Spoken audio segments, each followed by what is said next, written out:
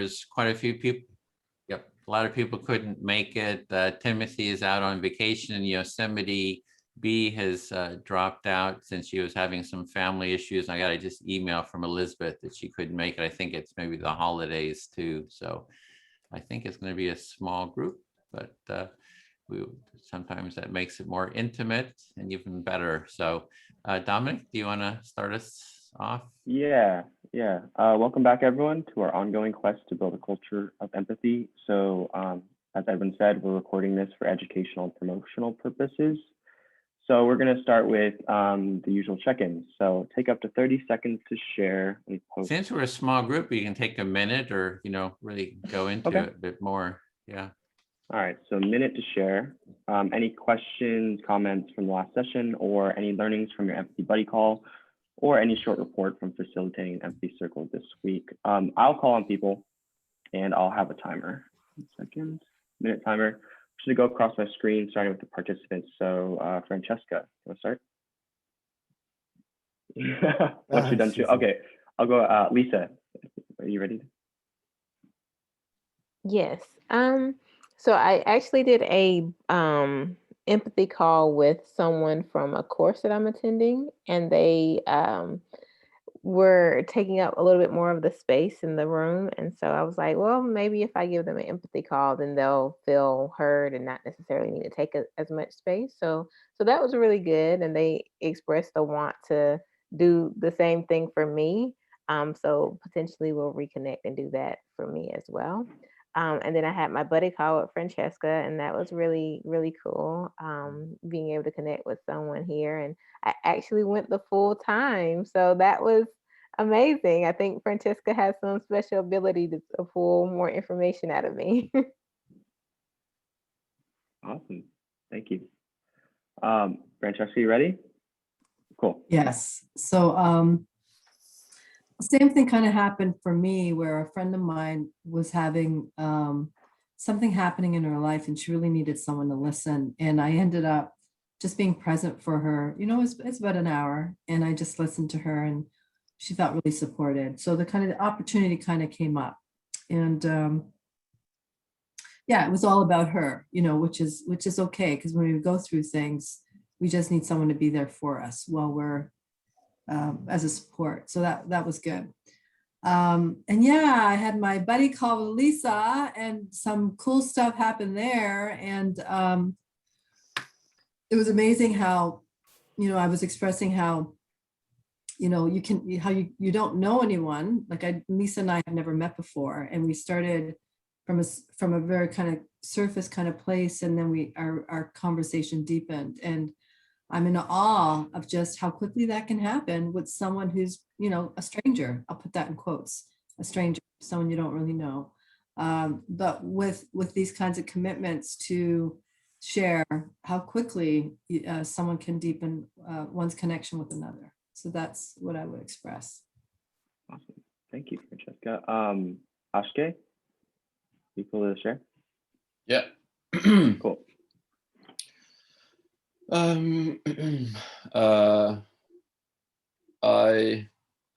I talked to my mom about this training, and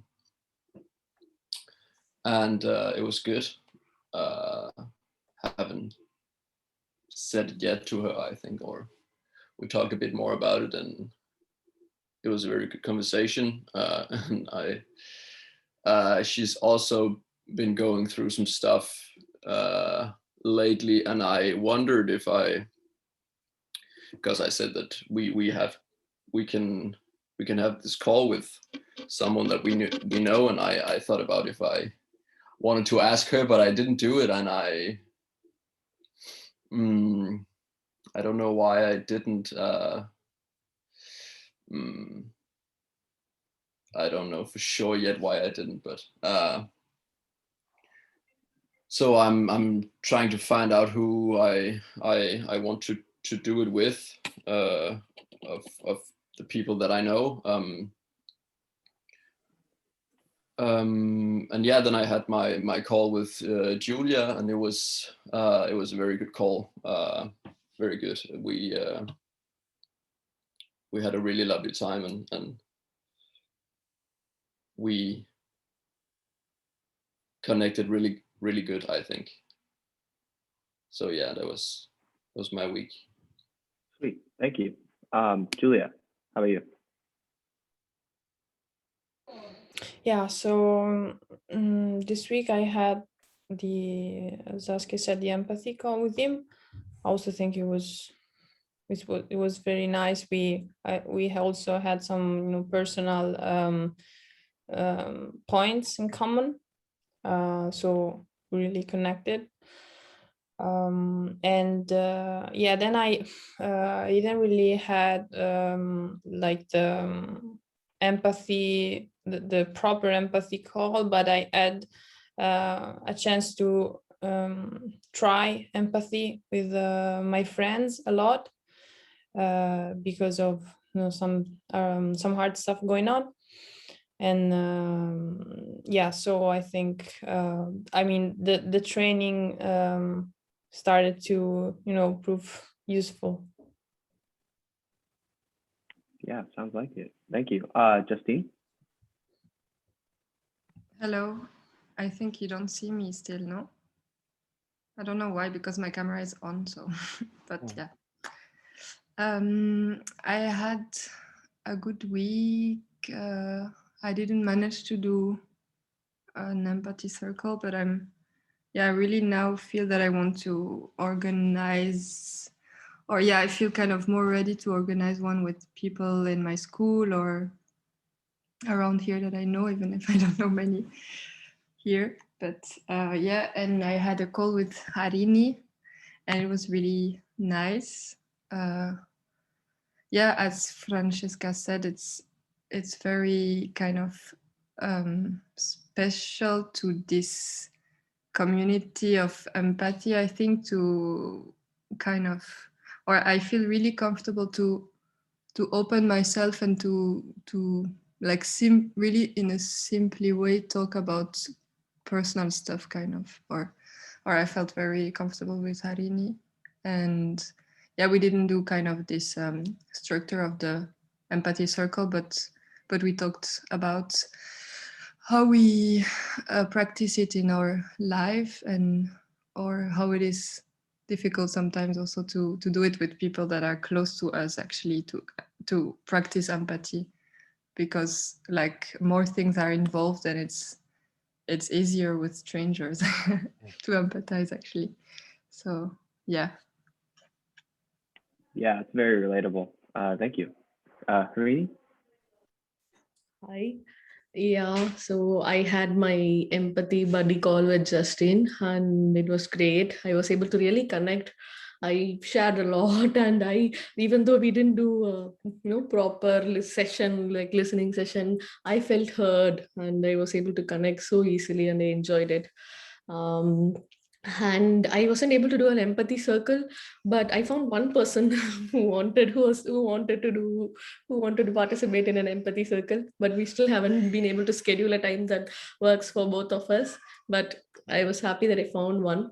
Then interestingly, this morning they had organized a neighborhood network event in the place where I live, and they were talking about people living in the community who are interested in new initiatives and everything, and I really wanted to talk to them about this.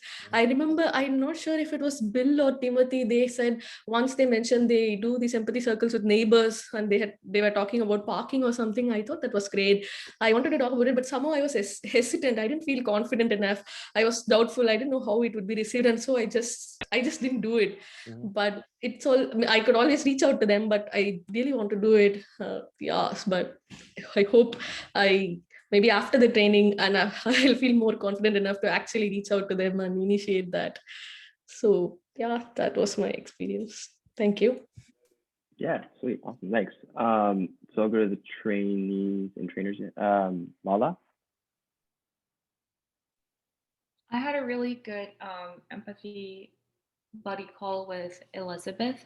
Yesterday we had to reschedule, but we did a normal like listening and reflection kind of buddy call, and we spoke for the full time. So that was really, really good. We had basically shared experiences of starting a new job and struggling with the learning curve. So I think that experience really helped us to relate to each other's pain, and but also celebrate the little victories together. So that was a really nice buddy call. I'm pretty happy with that. That's it. Sweet. Thank you, Lala. Bill? Well, I've been doing the empathy in schools and a few other things and some trainings. And I think I missed my empathy buddy call, so I apologize for that. And I think that what I'm noticing is that we're starting to move into a post-COVID society, and I think that people are making adjustments right now. So I think everybody's trying to sort their lives out. But I'm good. Thanks. Cool. Thank you, Bill. Edwin, how about you? Yeah, Wednesday we had an empathy circle on how to go deeper in the empathy circle practice. So that was interesting discussion. We'll do it again next week, next Wednesday, same time as this group. I've been focusing on developing the training, especially the part where we do the breakout circles, creating more of a guide for a how-to, and for the participants as well as for the trainees, and just creating more documentation around that. So kind of spending more time. And on Mondays, we have our Extinction Rebellion cohort, which is going really well too. Excited about that group.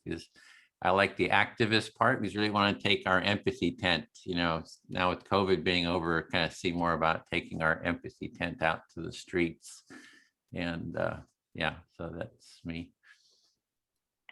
Sweet, thank you. And then quickly for me, I was gonna have an empathy buddy call with B, but she had to drop out, so we didn't get to do that.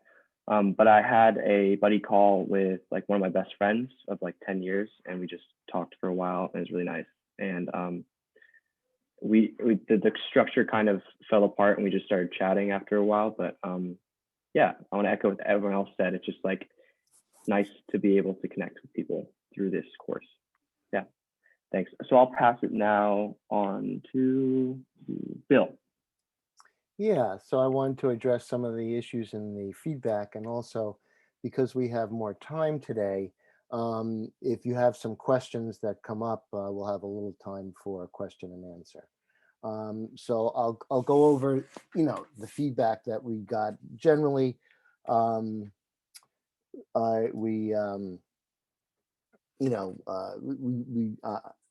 sorry, I divided into like main categories. So it may address your question or it's not.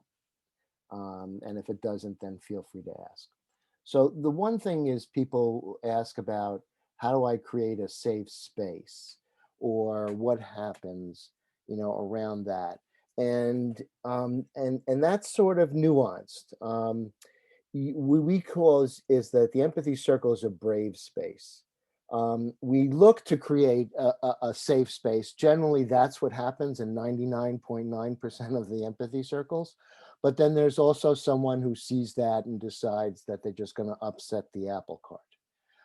And part of the rule is that you don't have to be politically correct, or, when it's your turn to speak, you can be as, rude or anything as you want to be. So that is a challenge. So that leads us into the second sort of category here, which is what happens when people are non-compliant or they're difficult, things like that. So in that case, what we're not trying to do, is to, judge the person. It's very easy, and I fell into this trap myself. Whereas you take it personally, it's your responsibility, you're invested in it, it means a lot, and then somebody comes across and says no. And so you feel somewhat, well, wait a minute, this is what I'm supposed to do here. This is my job. And so what I suggest that the most effective thing to do is to try to avoid the power struggle whenever possible, and just talk about what the structure of the empathy circle is. So we're not saying you don't, like somebody said, okay, well, this doesn't really get to what I need.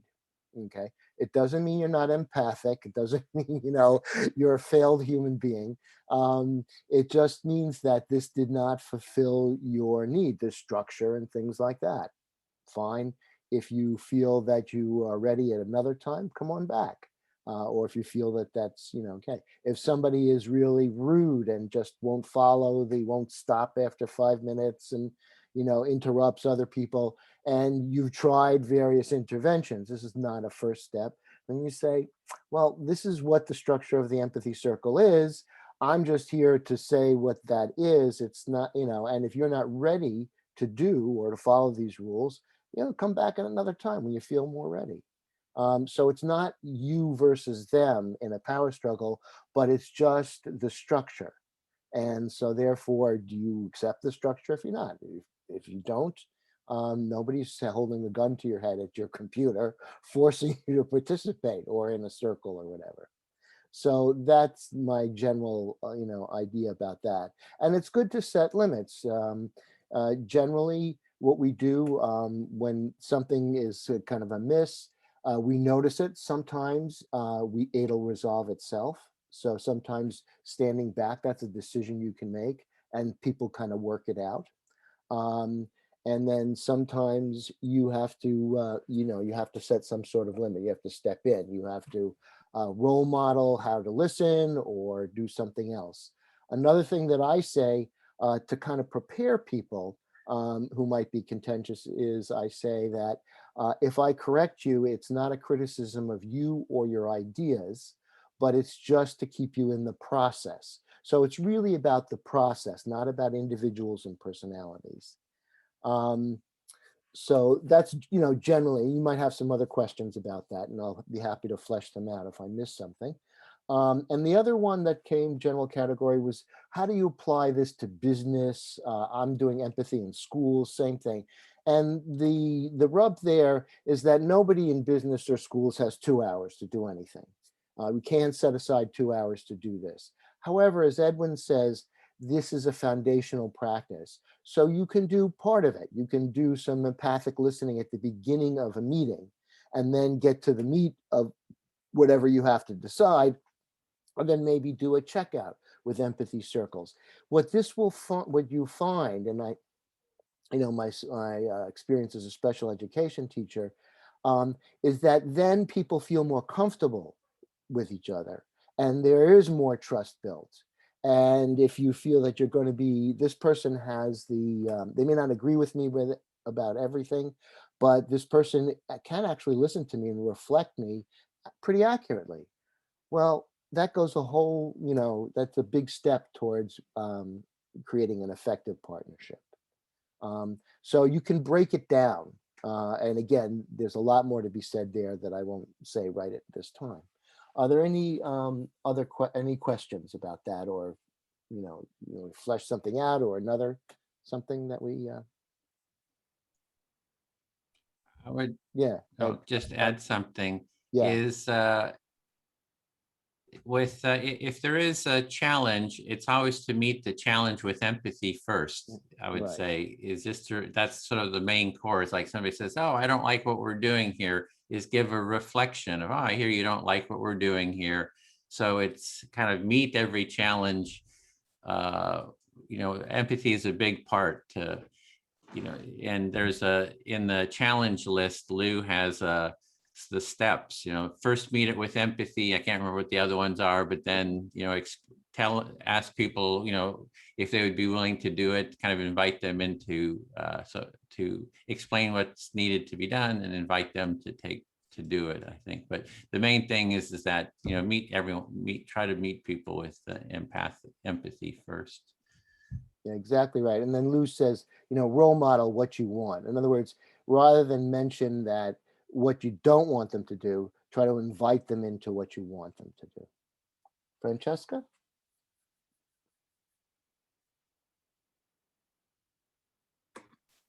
I'm actually curious about these recordings, Edwin. Do we get access to these recordings as backup review material?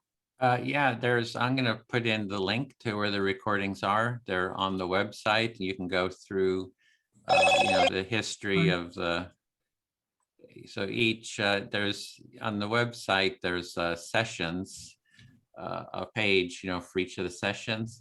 And then there's a subfolder there with the recording. So for example, that's session 1. And then you can see the pattern of how all the sessions are listed. Okay. Have the recordings, yeah. And they're dated? Are they dated?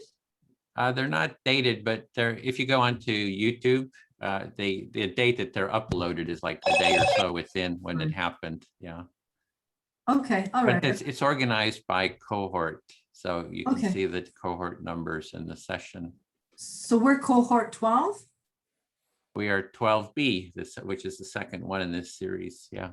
Okay, thank you. Okay.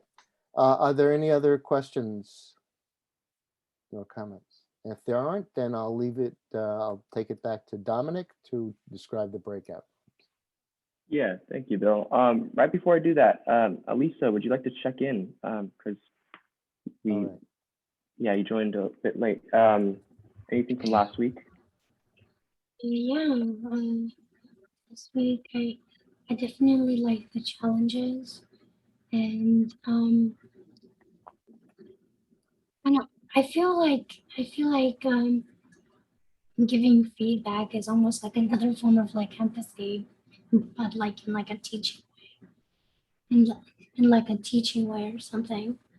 But I think the trainings are really really set up nicely. That's all I have to say. Sweet. I'm glad you said you enjoyed the challenges because we're doing the same thing today. So I'm gonna post to chat what we're gonna do. It's basically the same thing as last week, except no how to.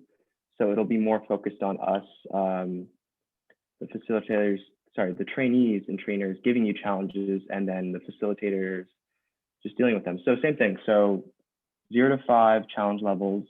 You can set your own topic.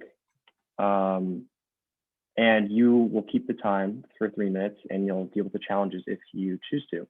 So basically the exact same thing, except no how to in the beginning. And then we'll end our breakout rooms with 30 minutes to debrief in the main room. So yeah, how many, an hour and a half about? Cool. So Yeah. Any questions? Let's see, there's you get to choose your own topic this time. So you're setting the time limit 3 minutes, and you decide the topic that you would like or whatever is alive for participants. So you got to come up with your own topic this time. And I see, yay, Justine, we got your camera working. Sweet. And then I think 20 minutes per facilitator. We'll do 15-minute circle and then a 5-minute debrief for each person. If that's, I think, yeah. Yeah, we're gonna have 3 groups, and just because it's a sort of an odd number here, Lala will just have 2 participants, and you as well, Dominic. But I'll be in your room, so it will be 4 participants. So you'll be able to they'll have like more time, divide the hour and a half by 2, basically. And if you just have 2 participants, I'm a little unsure. We don't want to do 4 participants per group, but yeah, so yeah, it's a little, the numbers are a little off here, but so it would be nice. It's always nice to have 4 participants per room. So maybe I'll join you, Lala, halfway through, so you can kind of, so it'll be 4, something like that. So cool. Okay. Any other questions before we get started? No, I don't see any. Okay, cool. Okay. Then here we go into our breakout rooms, and Bill, there'll be 3 participants in yours. Dominic, there's 2, and I'll be with Dominic to begin with, and then Lala, you'll have 2 people in your group, and here we go. Up, and I just.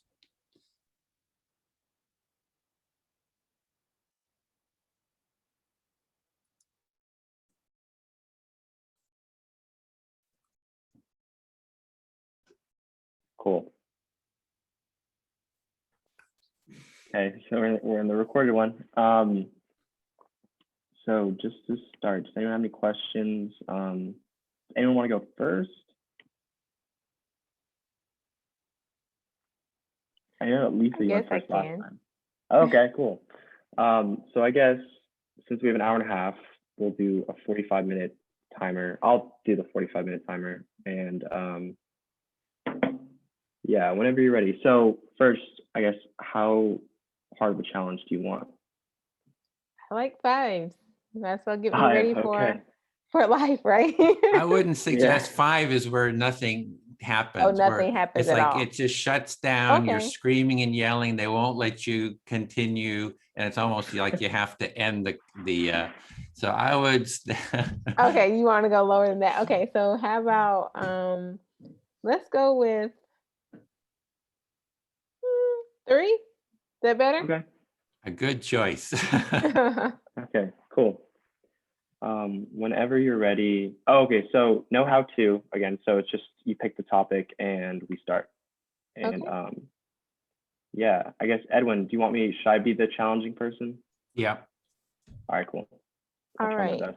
best. So my topic is, what is your plans for the summer, or what is alive for you? And then I will be the listener who would like to be the first speaker.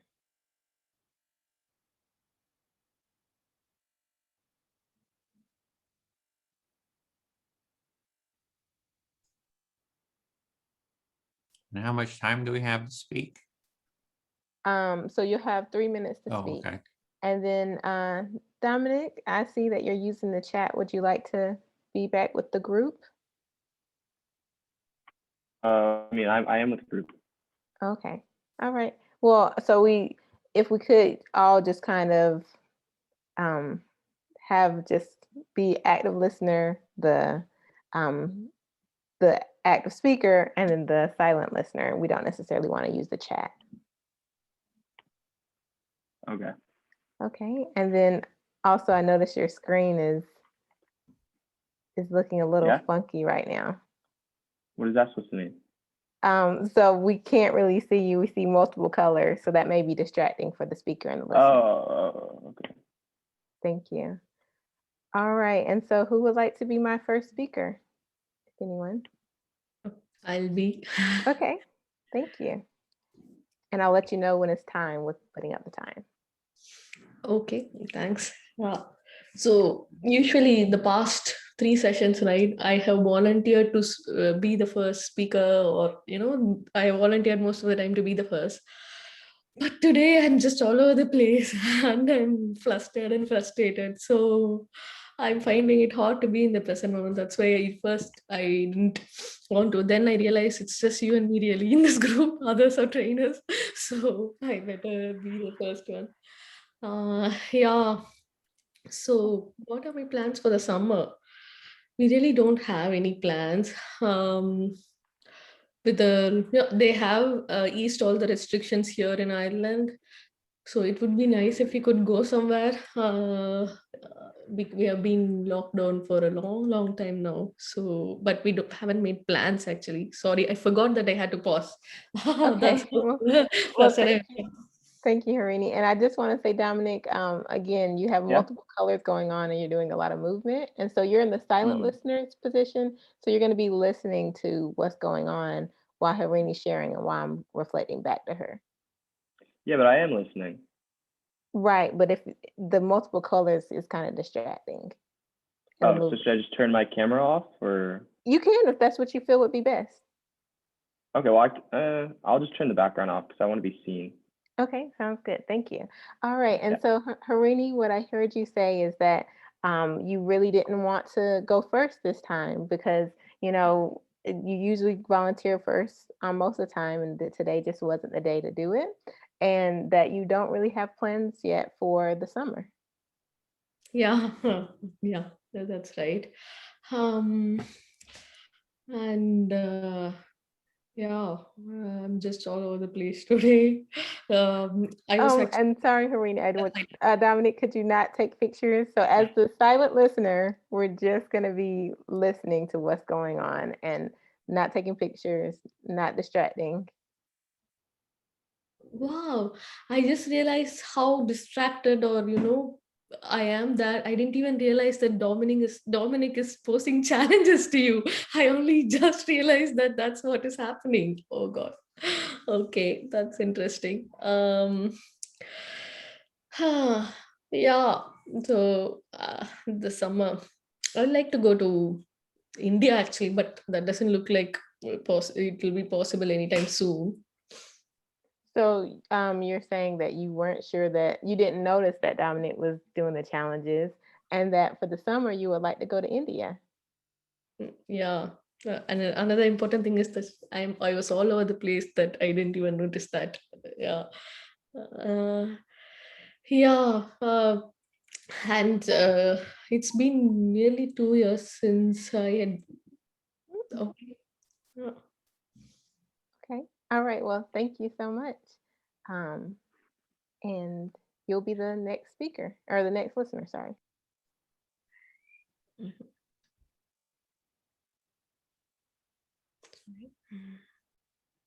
next speaker, the next listener. Sorry. You'll be the next listener. Oh, sorry. I'm sorry. I'm messing up here. So I'll be the next speaker. So let's go ahead and choose Dominic. Sweet. So what am I supposed to do? Am I talking with you? So actually I'm gonna be the speaker, and you'll be reflecting back what I say. Okay. All right, cool. Okay. And so I'll go ahead and hit start. So my plans for the summer, I really don't necessarily have any particular plans for the summer. Just kind of figuring out some game plans for the future. Yeah. Me too. Honestly, I don't have anything going on. Like, I kind of want to just like hit the beach or something. Like, now that Okay. COVID's stopped. Yeah. Thank you for sharing that, Dominic. But right now, so with this process, the active listener reflects back what they heard the speaker say. Yeah, I reflected on what you said though. I thought about what you said and then had my own thoughts. So I appreciate the fact that you're sharing your thoughts on what exactly we're supposed to do, or what you're going to do for the summer. But if it's possible, if you could like hear what I'm saying and then reflect back what I'm saying. Okay. So I heard you said that you don't really have any plans for the summer and you're kind of figuring out like what the game plan is, right? Yes. Yeah, definitely. So really, my husband and I are really trying to figure out what we want to do as far as like living situations and things like that. So that's going to be a big component of our summer. Okay, so you and your husband are figuring out like living situations for the summer, and that's kind of been on your mind lately. Yeah. And another component is like right now I have 2 businesses. And so now I'm really figuring out like, do I want to go work for someone else as well as have my businesses, or do I want to just keep flourishing my businesses? Okay, so you have a bunch of businesses and like you want to figure out if you want to keep doing the business or like quit and like join someone else and just forget about what you're doing. So I don't necessarily want to quit. I think I just want to keep what I'm doing on the front end, and then also potentially do something else on the side. Oh, okay, so instead of like quitting your businesses, you kind of add an extra thing to what you're already doing. Exactly. Yeah. So I think this summer is probably going to still be pretty busy, even though I don't have anything solid planted. Okay, so yeah, I hear the summer will still be busy, even though there's no like solid plans yet. Yeah, and I guess the difficulty with being your own boss is you don't realize there's holidays. So my father-in-law was like, "Yeah, Monday's a holiday." I was like, "Oh, really?" Yeah, so like a difficulty of being your own boss is that the federal holidays kind of aren't on your radar. So your father-in-law kind of reminds you that it's a holiday weekend. Yeah, definitely. And I've always been kind of bad with dates, like birthdays. I've had difficulties with keeping people's birthday. If I don't remember like this is this date, I forget somebody's birthday. So like birthdays are particularly hard because like if you don't care about them and you just don't remember, like and it shows when you forget the birthday. So just to to give clarity to that, I do care about the person. If I don't remember the date, then I won't be able to remember their birthday. Got it. So if you don't remember the day, you just won't remember the birthday itself. It doesn't mean that you don't care about them. Yeah, definitely. Thank you. And now you're going to be the speaker and select a listener. Okay, so I can just say whatever I want. After you select the listener, yes. Okay. Edwin, you Yep, look like a listening. cool guy. Cool. Yeah, hearing you really think I'm cool. Yeah. Okay.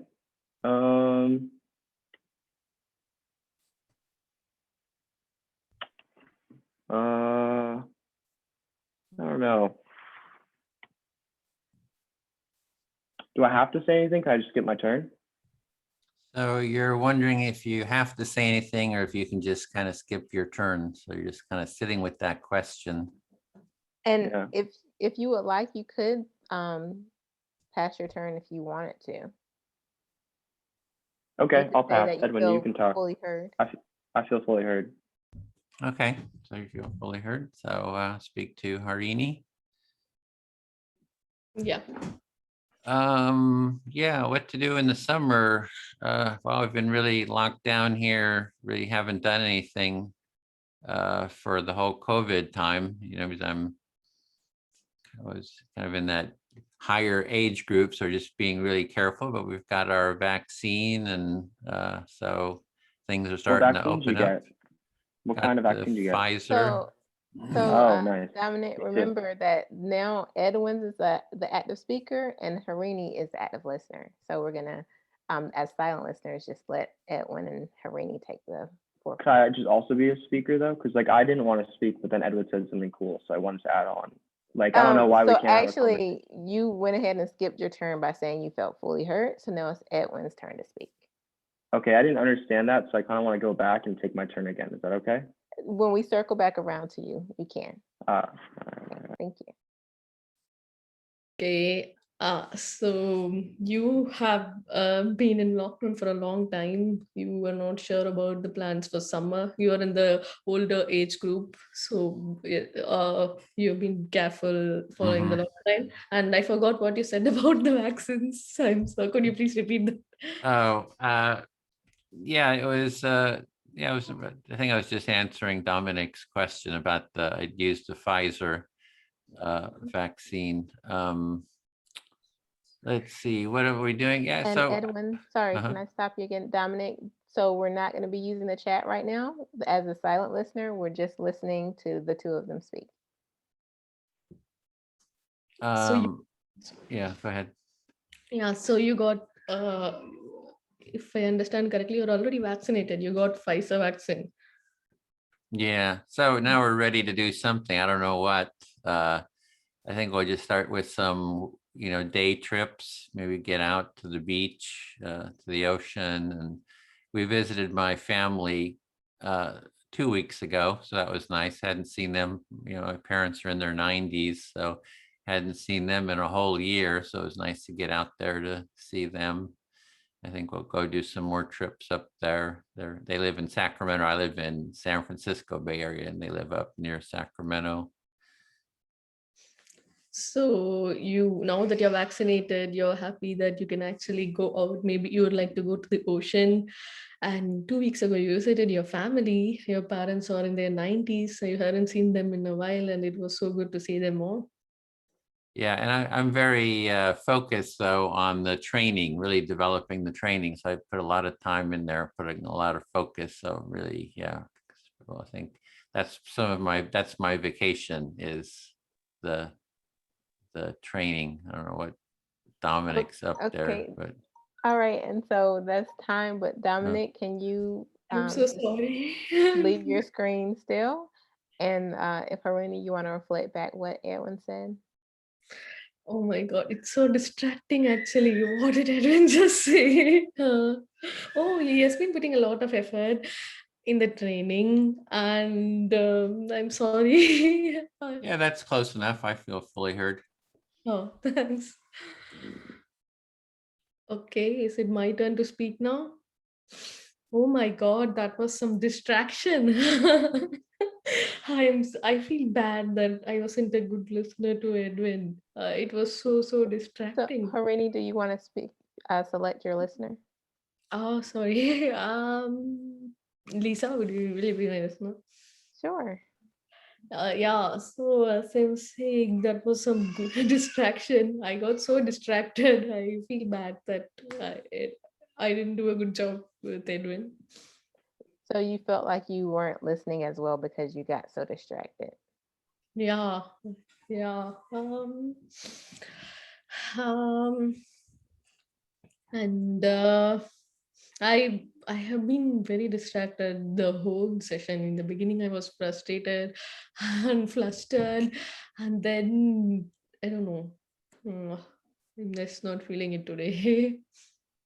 Yeah, so you're saying that you're feeling distracted this whole session, flustered and frustrated, and not necessarily feeling in the mood for the empathy circle today.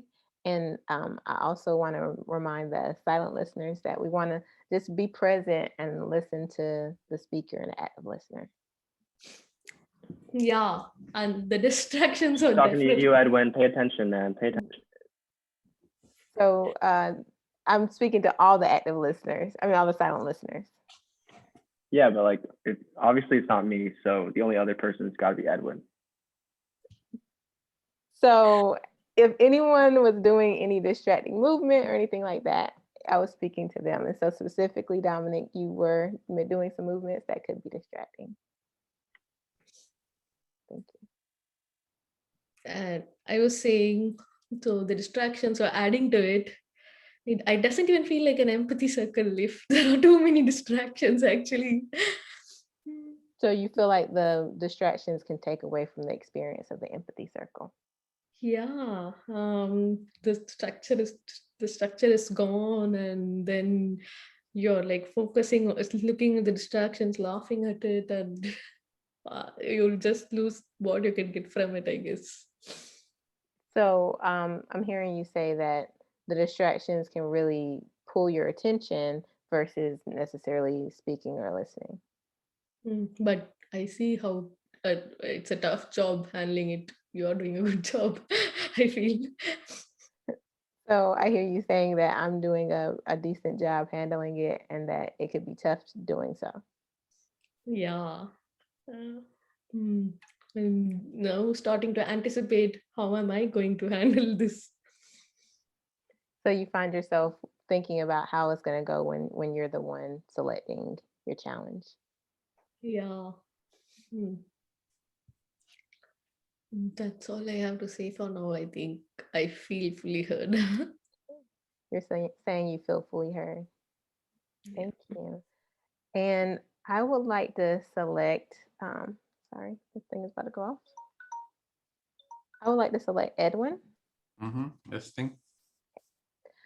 So yeah, this is an interesting experience to be the facilitator and have the distractions like Harini is sharing or was sharing. Yeah, so you're finding it interesting, this experience of having these distractions and being the facilitator, having that responsibility and these distractions. Exactly. Even like in the first time when I was trying to switch people and I'm like, oh, Harini, you're now the listener. And I'm like, oh, wait, I'm confused now. Yeah, so even to begin with, you were supposed to be the speaker and you're trying to tell Harini to be it. You're kind of like messing up on that. So kind of seeing some humor in that. Yeah, and it's I think it's a tough piece because it's like the facilitator, you're holding so many different balls at the same time, which is nice, but at the same time really challenging. Yeah, it is challenging because you have so much responsibility to keep everything on track, and it's nice to be the facilitator, but hey, it's challenging. Yeah, and in this atmosphere where I'm actually the student, right? It feels like it's not a big issue, but I can imagine being in my circle, like when I did the circle with my family, it feeling this pressure of like, I have to do it right. Mm-hmm. Like here, it's not as much pressure because you're just learning and it's not real. But if you're in a real situation with your family, Whoa. Dominic, could you stop sharing your screen? Thank you. Yeah, that was a little distracting. Yeah, so if it's with your family, you know, it's a real situation, you can see it would be much more challenging to, we want to do a good job. You want to be sure to do a good job there.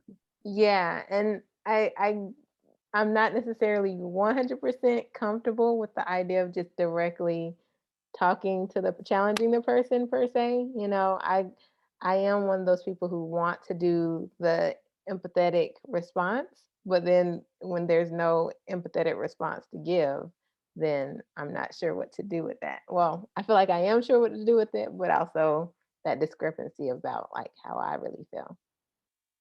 Yeah, I'm not quite sure I understand that. You want to give an empathic response, how to deal with sort of challenges in an empathic way, and you're not quite sure on how to do that. Yeah, sometimes sometimes needing to go be direct. Dominic, could you not necessarily do the smiley face of the reactions? So it's my time. But what I was saying is that the direct responses can feel like it's not necessarily empathic. Oh, so when you try to correct somebody in sort of a direct way, it doesn't feel very empathic, and so you're kind of struggling with that. Exactly. I feel fully heard. Yeah. Okay. Well, I'll speak to Dominic. Okay. So one thing, Dominic, as the silent listener, it's good to kind of just pay attention, kind of be quiet, give space to the person who's speaking. Okay. What did you hear me say? Can you reflect that? Oh, as a silent listener, it's important to just like be present and like listen to people speaking, because like it's super disrespectful if like I'm just jumping around doing whatever and sharing my screen and like, you know, doing the reactions like that. And yeah, I get it. Yeah, so it's distracting. It's especially distracting for the speaker, you know, because we want to have it where everyone gets attention, sort of equal attention. And if somebody's kind of hogging the attention and kind of being self-centered and narcissistic, it's kind of an unpleasant feeling. I'm with you, man. That's why I feel like we should have a conversation, because like the speaker's just hogging all the attention. I want to talk to people. So Dominic, your job as the active listener is to reflect back what you hear Edwin saying. Oh, okay. Well, it's selfish to hog the attention away from the speaker. So as an active listener, we need to be respectful and quiet. Yeah, you don't want to be an asshole. I hear you don't want to be an asshole. No, you shouldn't be an asshole. I'm saying you shouldn't be an asshole. Okay, I hear you say you shouldn't be an asshole. I'm saying Dominic shouldn't be an asshole. And Dominic's saying Edwin shouldn't be an asshole. No, it's Edwin saying Dominic shouldn't be an asshole. So remember, Dominic, you're reflecting back what the speaker's saying. You'll have your opportunity to speak. Got it. Okay, so Edwin, I hear you say I shouldn't be an asshole when I'm a silent listener. Yeah, it's kind of have some respect for people. You know, it's like people, I mean, you know, it's like if we want a better society, people need to listen to each other and hear each other. Okay, so in order to have a better society, we need more silent listeners and more speakers. Yeah, but I can appreciate if you're feeling bored and you just want to have some fun and you want it a little bit. I can appreciate that, though. Yeah, have some real appreciation. So you're a fun guy, I guess. Yeah, I appreciate, you know, that you would maybe want to play around a little bit, but it is sort of disrespectful, though, to others. So again, so we're not necessarily doing the reaction at the time. We're just going to reflect back what we hear the speaker say. Okay, so you can respect that. I would get bored and I want to have fun and stuff, and yeah. And it's disrespectful too.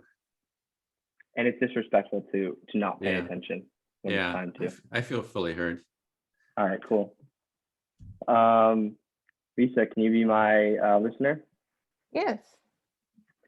Okay, So I've been thinking about what Edwin said, and I kind of disagree with what he's saying. Like, I think that we shouldn't be sheep, you know what I mean? Like, we shouldn't follow any rules. We should just be ourselves. And honestly, if we're just sheep and we just follow the rules, then we don't even have free will, you know what I mean? Like, as like a person, like in a society, I'm just bounded to like what the society wants, like not what I want. Like, I have no free will. Does that make sense? So can I reflect back what I hear you saying? Sure, if you want to. So what I hear you saying is you don't agree with Edwin and you believe that we shouldn't be following the rules and we kind of need to walk by the beat of our own drum. Yeah.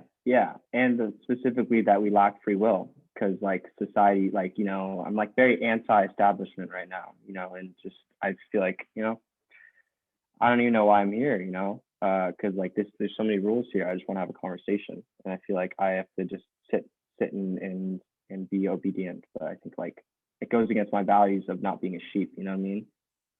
So you're saying that you're anti-establishment, and so you don't know why you're here specifically at the Empathy Circle because you have to deal with so many rules. Mm-hmm. Yeah, exactly. Yeah, I don't know. What do you think about that, Lisa? So now you're inquiring as to what I think about what you're saying. Yeah. What do you think about that? So again, you're reflecting on what am I saying? And so as a facilitator, I'll say that it's not my turn to give my opinions. It's my turn to listen to what you're saying and reflect it back. Okay, so yeah, I hear it's your turn to like listen to me and reflect what I'm saying. So you're just reflecting on the process of you're the speaker and I'm the listener. Okay, yeah. So I hear you're reflecting on the fact that I'm reflecting on the fact that I'm the speaker and you're the listener. So you're talking about the process. Okay, so you're talking about how I'm talking about the process. So again, you're talking about how the process of us reflecting is going on. Okay. My summer plans though are just all over the place. Like, I don't even know. Like, COVID's almost done over here. You know, even though it's like a hoax to begin with. Like, don't tell my mom I said that, but I think it's all fake. She's just going crazy about it, and like I think it's just stupid. You know what I mean? But so can I reflect that back? Over. Huh? Sure. Yeah. So what I hear you saying is that the summer is going to be all over the place, and you are glad that that COVID's pretty much over, but you don't necessarily feel like it was real, and you don't want me to tell your mom that that's what you think. Mm-hmm. Yeah, because she'd freak out. You know what I mean? She's really real pro science. You know what I mean? Okay. I see that's my time. Okay, so you're saying your mom's pro science and she's freaked out about it. Yeah. So now it's my time to select the listener. And Harini, would you be my listener? Sure. So I really actually enjoy the process of the speaking and listening. It really gives this nice, this is how everything should go smoothly with this process. You really enjoy the process of speaking and listening, and you find it smooth. Yeah, I really think the people who created this really were considering how this could be effective for so many people who maybe don't know how it should go. So you really appreciate what the founders did, and you're thinking about how to promote it and take it to people who don't know about this. That's a great point. That's not necessarily what I was speaking about, but yeah, I mean, I do think that it's important. I even have reached out to other people who that I've empathized with and introduced them to the idea of coming to the circles. Okay, but it wasn't what you were saying. But you do think that's a great point, and you have talked to other people about this. And would you like to share what you were saying? Repeat what you were saying earlier. I don't remember exactly, but it's okay. So one person I think doesn't necessarily know or has difficulty with listening. They're really good at speaking. And so that's why I thought that this would be a good place for them, so they could not only speak, because I do think speaking is important, but also allow other people to be seen as well.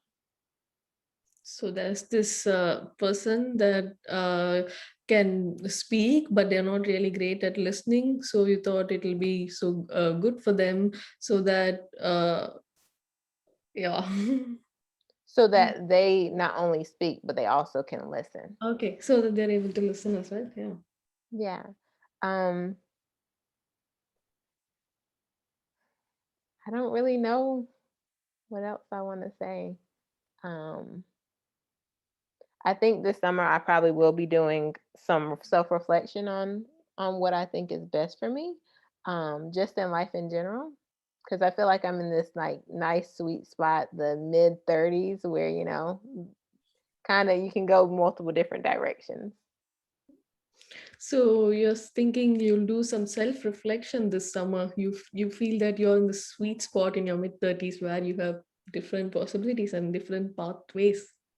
Yeah, and it makes me excited to think about that versus like, sometimes in life maybe I can get in this like rut of like it has to go this way, like schooling. But yeah.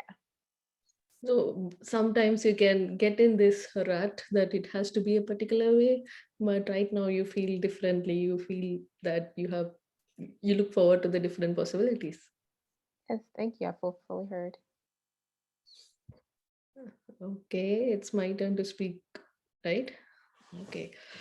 So Edwin, will you be my listener? Listening. Okay. I see that I still haven't settled down. And I was thinking about. Sorry. Dominic, remember reactions and everything. As the silent listeners, we're going to just be listening to what the speaker and the active listener are saying. Yeah, I was just raising my hand because I wanted to listen, but it's okay.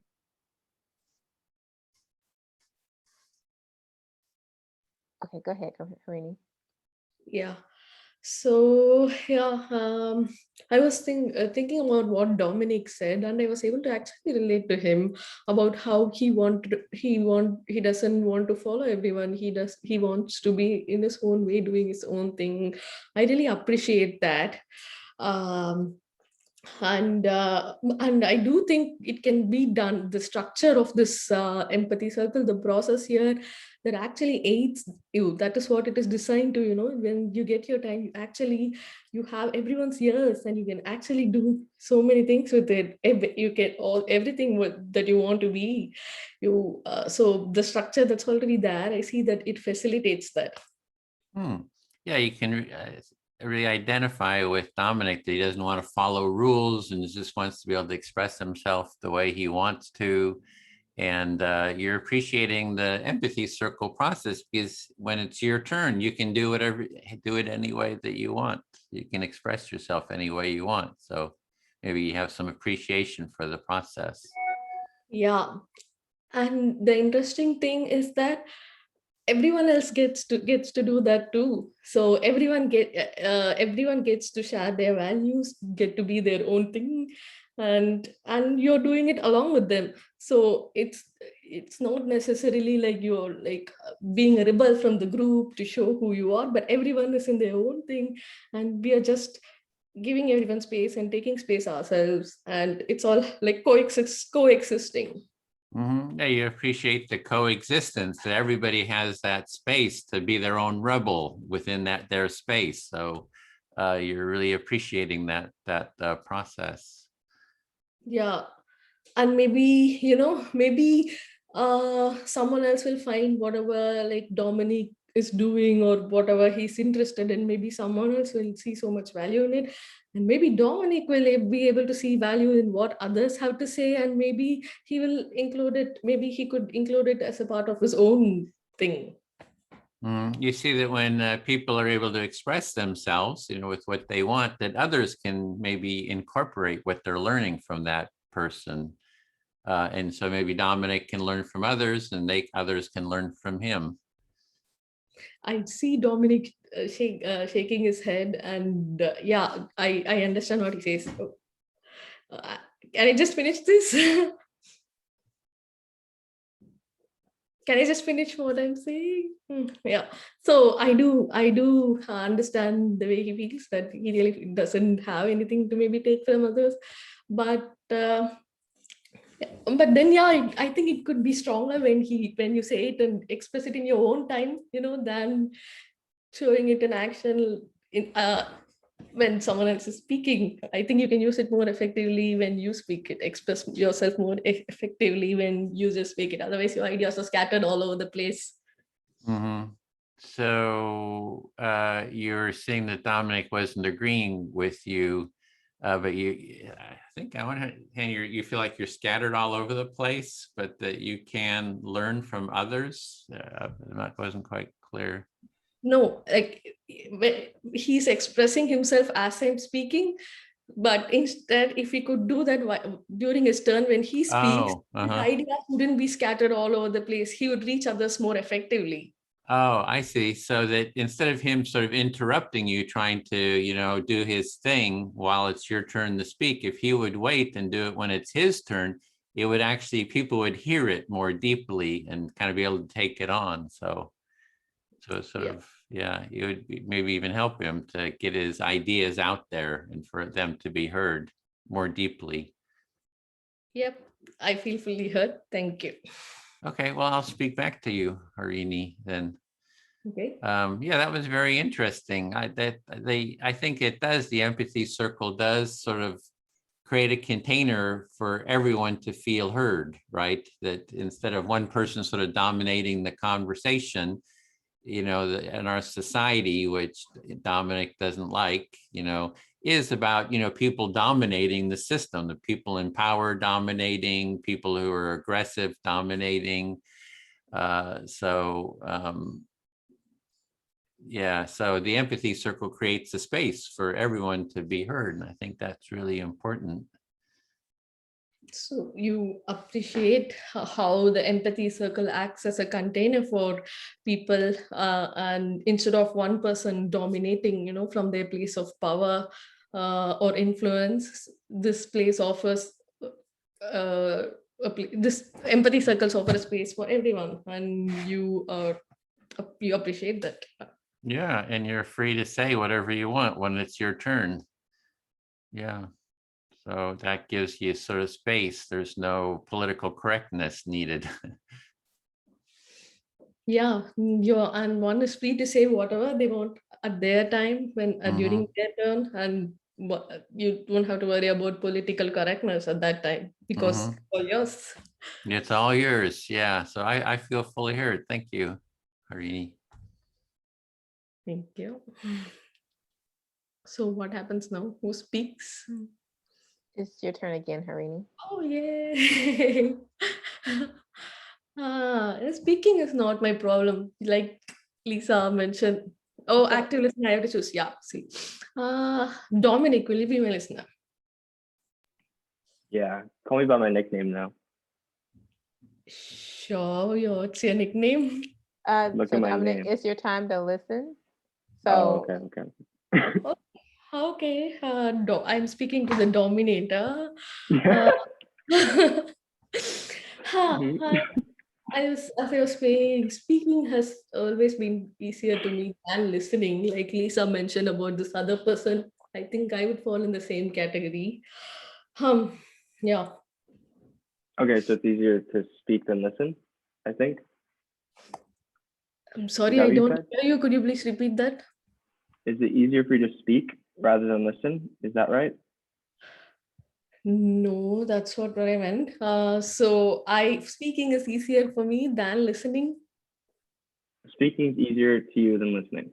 Yeah, I find speaking easier. So yeah, and I really, like Edwin was saying, I really enjoyed how I could, actually address a problem and talk to someone with the process, as a part of the process. I didn't get any of that. Can you repeat all that? Yeah, and I was saying, as Edwin mentioned, I really appreciate this empathy circle. I enjoyed how I could address a problem and speak to someone while following the process. The Okay, so structure. you're agreeing with Edwin saying that like the process of an empathy circle is really effective for like addressing like issues with people and like addressing a problem, I think. Yeah, I remember he showed it, he demonstrated it in the last session, and I just remembered it. Okay, so you're remembering when he demonstrated it last session, the structure. Sorry, it was too fast for me to follow. Oh, you're remembering how he demonstrated it last session, like the Yeah. structure of the empathy circle. Yeah, and I've also started to think now, what topic would I choose for the empathy circle today? Okay, so you're thinking about what topic you would choose for the empathy circle today? Yeah, and I have multiple things I'm interested and that I would like to explore really. Not sure what to choose. Okay, so you have multiple options, but you're not sure what to choose. Yeah, and last time I chose a topic of my interest. I'm really passionate about that, but somehow I felt that I couldn't get more out. I could have got, I could have, I didn't get, I felt that I didn't get more out of it last time. Like I would have liked to listen to what others said a lot more. Yeah. Okay, so I didn't understand the topic, but you said you picked a certain topic last week and you didn't get that much out of it, and that you're listening more to what other people were saying, right? I wasn't saying I was listening more to other people, but I would have liked to listen to what others thought on that topic. Okay, yeah, so you're listening to a lot of like what they were saying, like you're paying attention to what they were saying last week? No, I would have liked to listen to what others had to say about the topic. Oh, so you enjoyed listening to what other people had to say about the topic, right? Okay, and so so we are at a time. And so we're gonna go ahead and have Dominic be the listener. I mean, sorry, the speaker. Listener. I keep saying that. You're gonna be the speaker, Dominic. Okay, only if you address me by my nickname. Is your nickname the Dominator? Yeah. If that's what you want to be called, feel free to go with the Dominator. Oh God, this is okay. Well, it's only okay. Edwin, what's up? Oh, just are we at the time where it's sort of the half time? Yeah, it's 3 minutes 15 seconds. Or is that? Oh. I mean, Oh, yeah. It's just we're just at the 45 minutes. I thought we would split just so that we debrief and then have Harini. Oh yeah. Sorry, I did 45 and said we shoot 40, right? And then do the few minute debrief. Yeah, okay, let's just. All right, time out. All right. Switching back to my regular person. There you go. No more Dominator. Wow. I know. Okay. Good job, Lisa. I was annoyed at myself. That was hard, I'm sure. Okay. So first, Lisa, what do you think went well for yourself? What went well is I felt better about being able to listen to Harini the first time and like stop and say, hey, Dominic, this is what's going on. And then go back and repeat what Harini said. Because I really feel like that's important to me, that the process still happens even though there's distractions. So I think that went well. And I feel like for the most part, everybody continued in their cycle of being able to be heard and listen. Yeah. Could I also give my what went well? Okay. Yeah. Because I remember last week you addressed it after the fact and the disruption. So I thought that was good that you just kind of like very quick to stop what I was doing. Also, I feel like you were patient the entire time. Like 40 minutes of dealing with me was probably so annoying. And I didn't feel ever attacked. Like at a certain point, I could tell you're like, okay, like now it's a little too much, but it was never like you started with empathy first, like Edwin was saying. So Great job. And then are you open to hearing what everyone else has to say? Yeah, definitely. Okay. Anyone else have comments? Harini or Edwin? Yeah, oh my God, you did such a good job. I was constantly distracted and by Dominic, and you really did a great job. You didn't lose it at all. I mean, you didn't even show that you were annoyed or anything. So really, really great job. Yeah, and it did help, you know, maintain the structure as much as you can with so much disturbance. Yeah. Thank Did a you. great. Sweet. Edwin? Yeah, I second what everyone else was saying. Some points where, you know, when Dominic was acting up there, you said, I appreciate what you're saying. One thing you could say is just reflect back what he's saying, instead of, like, when you say I appreciate it, it's sort of like identifying with it. And it's, instead of identifying with it, just reflect it back. That kind of keeps it in that empathic, you know, presence. You know, I'm just being empathic with you. I hear this is what you're saying. It's not like, hey, I agree with it or disagree or identify with it, because it kind of brings it out of a little bit of the empathic listening. And then the other was, I had sort of tried to model that with Dominic, where you can use your turn when you're speaking to him to make any sort of corrections, like extra ones, like I really laid it on him, right? Saying, you're doing this, and hearing him reflect it back, you know, so you're trying to correct him, bring him back into the process. And by speaking to him and having him reflect it back during your turn, you're sort of keeping within the process, and you're kind of doing double duty. You're kind of correcting, keeping him on track. Plus, when he has to reflect it, I think it goes in deeper into your consciousness, right? It's like you can't kind of have that barrier. So those are two different, you know, just little kind of aspects of it. And I'm curious how Dominic, he did excellent, I mean, very excellent challenges. I mean, that was just extremely well done, I felt. And then the other part was at the very end, Harini, I think Dominic was giving her trouble, kind of reflecting back. And so you kind of cut off the time, and you could feel that she was, you know, kind of I wasn't unheard. sure what you do in that Yeah, moment. and you could feel a little bit of her pain. And you could, you know, try to make sure she felt heard by Dominic. And it's like, Dominic just can't hear her. You might say, reflect back. You would just reflect back. Oh, I hear you. Just so that she could feel heard by somebody, that her turn was up, because she's probably left with a little frustration, you know, and so you can kind of, if just Dominic just can't do it, you could give a little reflection so she just feels heard. So those are just some little tips there. So yeah, so can I have a follow-up question with that? Sure. So let's say that happens like every turn. Do you do the reflection as a facilitator every turn, or like how would that work? It's one thing I do is like, you know, with Harini, I could have said, do you feel heard with that? Okay. You know, you kind of invite her to say whether that person has felt heard or not, to just, you know, if you can, you sort of get a sense like that one, more or less she was heard, you know, and there was some challenges that came up with Dominic, but then she corrected, you can see that she was, which you want her to be able to correct on her own.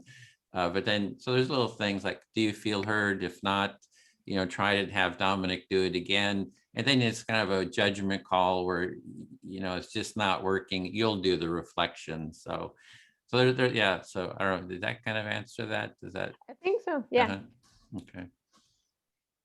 Cool. And I'm And curious then, how it was Dominic okay. also doing the challenges. That was that was hard. That was hard. It was actually tiring for me. And so it must have been like extremely tiring for all you to witness it. I think Edwin, you're like, the reflecting to me actually did help, because like, oh, like me having to repeat it was like, okay, like now I'm actually being annoying, and I felt like I was like, okay, I need to tone it down actually. So I think that's a good idea.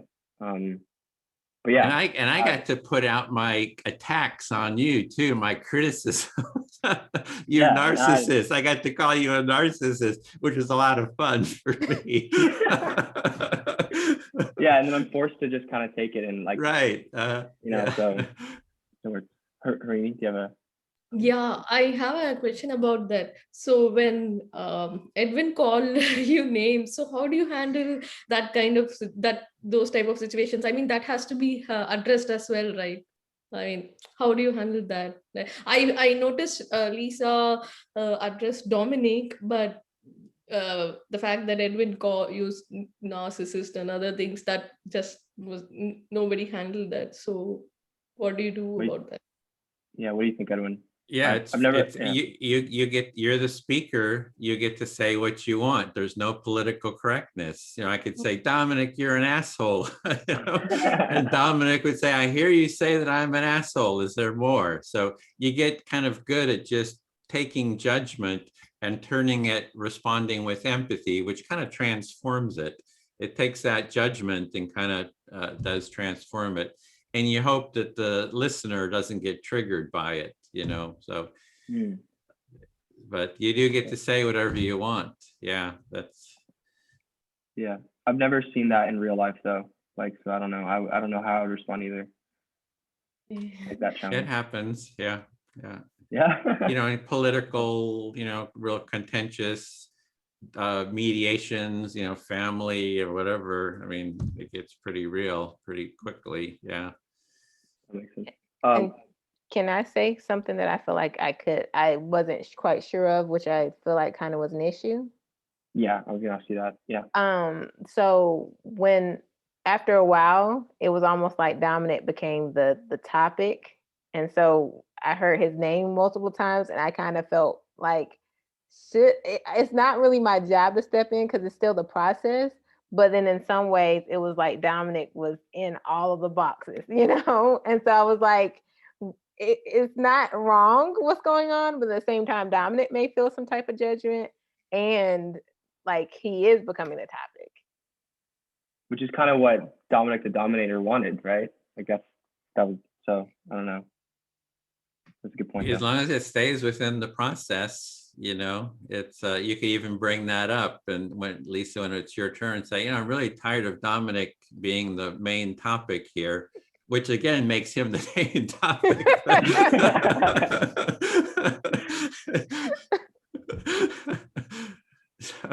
But it is within the process, as long as and maybe there's something that needs to be worked out there. Maybe that's the thing that needs to be worked out. There's some dynamic that it got real too by Dominic. There's something, it became sort of real too. Do you know what I mean? The conversation had a depth to it too. So it did. Yeah. I like that. It's just, I kind of felt a little bit bad about, like, I'm not sure how Dominic's feeling and I'm not sure if it's taking up more space than maybe the group wants it to. But I hear what you're saying, so I do appreciate that, Edwin. Right. Yeah, I honestly, I was so focused on challenges that I don't have any critiques for you. I think you did it really well. And yeah, I was just trying to do what Timothy, I feel like Timothy showed me up last week, so I needed to do some Timothy acting this time. Any last comments, Harini or Edwin, before we move on? I just have a question. I haven't done a lot of empathy circles, so do you really get so many challenges in one session? When you do it? That's pretty extreme, but when you have new people, it's like if people have done it, then it's like you almost don't even need to facilitate. But when there's a lot of new people, that's when you're going to have all kinds of, until people get familiar with the practice, you can get a lot of different challenges. Yeah. So it can be very real life. Yeah. Well, I'm going to join the other group because they only have 3 and I kind of wanted to share. It's better when there's 4 for more dynamics. I'm going to go over with Lala's group. There's just 3 in that group. Okay, so cool. I'm going to head out. Okay, so we will have 30 minutes left. So for like a 5-minute debrief, because we're going back at 12. Gotta use the bathroom real quick. We would wait 30 with a pet, I wouldn't call it friendship. So you experience very different relationships between having a dog and having a cat. The dog is adopted, your dog is adopted by your parents, and you see the dog sometimes because you've moved out of your parents' place, and so you see the dog when you visit your parents, and you think that dogs are very possessive. They like to follow you everywhere, and it's a completely different engagement or feeling. And you don't necessarily see it as a friendship. Yes. So like getting back to the main topic, I see friendship more like a kind of relationship that you can have only among human beings, because there is some kind of let's say equilibrium where if you are two in this relationship, neither you nor the other person is completely dependent on the other one. So friendship is really powerful because you are two independent individuals that like support each other, but also are, you know, alive within also independently from each other. So you think friendships are different in a way that that can exist only within humans because it's two equal individuals that choose to come together. They are not codependent on each other. It's just they are both independent, but they choose to be friends and have a relationship with each other. Yeah, exactly. This is what I mean. I mean, and this is just my opinion. This is not to say that the relationship with your pets is has less value than the one that you can have with human beings. Just to say that it's very different, and I personally really value friendships. And yeah, I always try to cultivate it and grow it. You know, make deeper and deeper bonds as my friendship develops. I'm sorry, so there's going to be a little bit of a background commotion. I do apologize. So I'm going to put myself off video, but I want to reflect back to you, Julia. You said you don't necessarily see you don't want to compare between the relationship between you and a pet versus friendships. You don't think one is better than the other. They are different, but you value friendships. And I'm sorry, I missed the last part of what you were saying. Would you mind repeating that? I was just saying that I value friendship, that I'll always try to make my bonds grow deeper and deeper with my friends as friendship goes through the years. So you think that you really, really value friendships, and you want to develop, you want to further develop that bond with your friend, and you believe that friendship lasts for years. Yeah. Thank you, Lala. I feel fully heard. That's great, Layla. Thank you so much. Yeah, no problem. And Francesca, I just want to let you know that was your time for the 20 minutes. Yep. Okay, great, Layla. Thank you. Yeah, no problem. So I kind of want to, I guess I'll have you share your experience. How did you like facilitating? How was the disruptions that are brought into the Empathy Circle? Anything to reflect on? Anything to share with us? Entertain us with your thoughts. Wow. It was fun, you know, like I was in a better space this time than last time, let me tell you. I was more prepared for your disruptions than I was last time. So I had fun. I felt, I learned from Julia going first. Thank you, Julia. I felt that I was able to set the tone by the introduction. I felt clear in terms of how to facilitate it, which helped me. because I understood what was going on, right? So at first I didn't understand the setup, but having learned from Julia, I understood how to set it up more.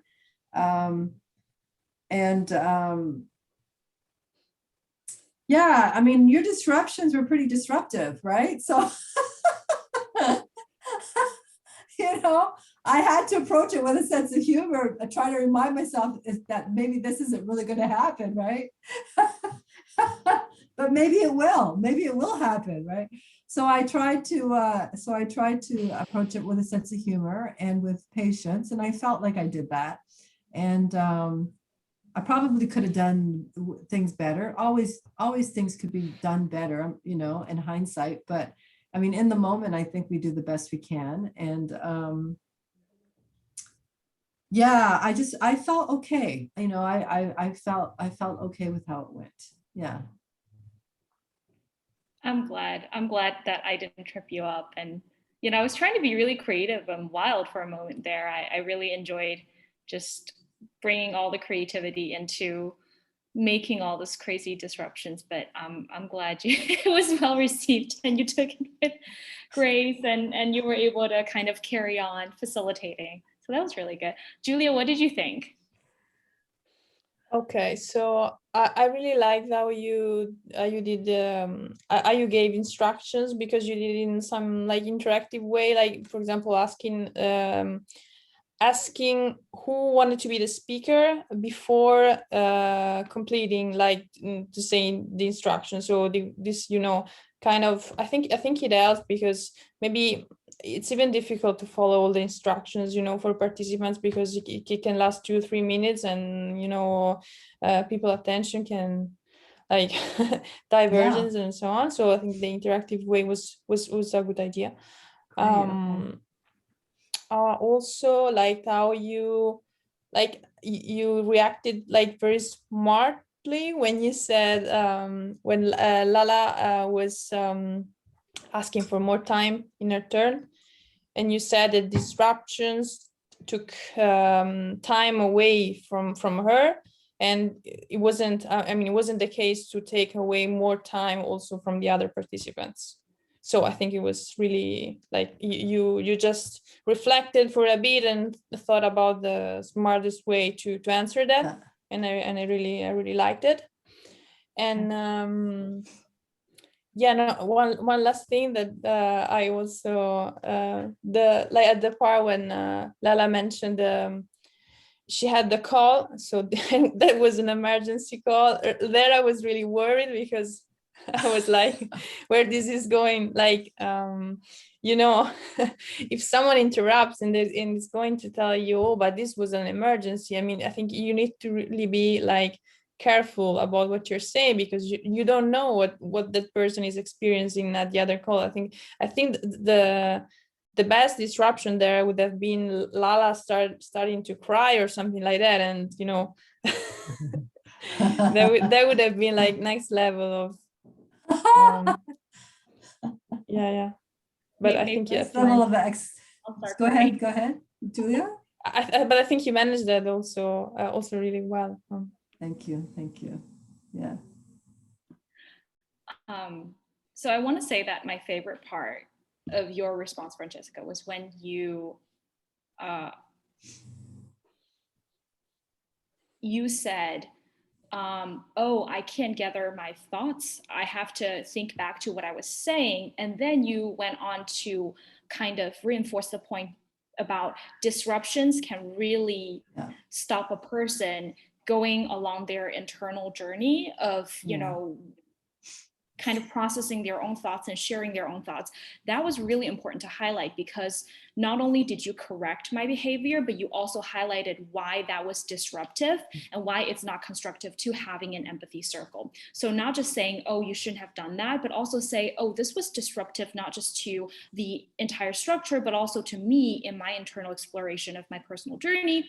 And, you know, that made me feel like, oh, I now understand the consequences of my actions, and that's why I shouldn't be doing that anymore. And I need to be more cognizant of how my disruptions may affect other people. So I think that's a really good thing to point out. but I also wasn't really sure how a facilitator, let's say if you're not the one speaking and continuing, speaking, if you're just the facilitator, would it be right for the facilitator to step in and say, hey, Lala, you disrupted Francesca's thoughts, and now she has to spend more time recollecting her thoughts. Is that an appropriate thing for the facilitator to say? I'm just throwing this question out there.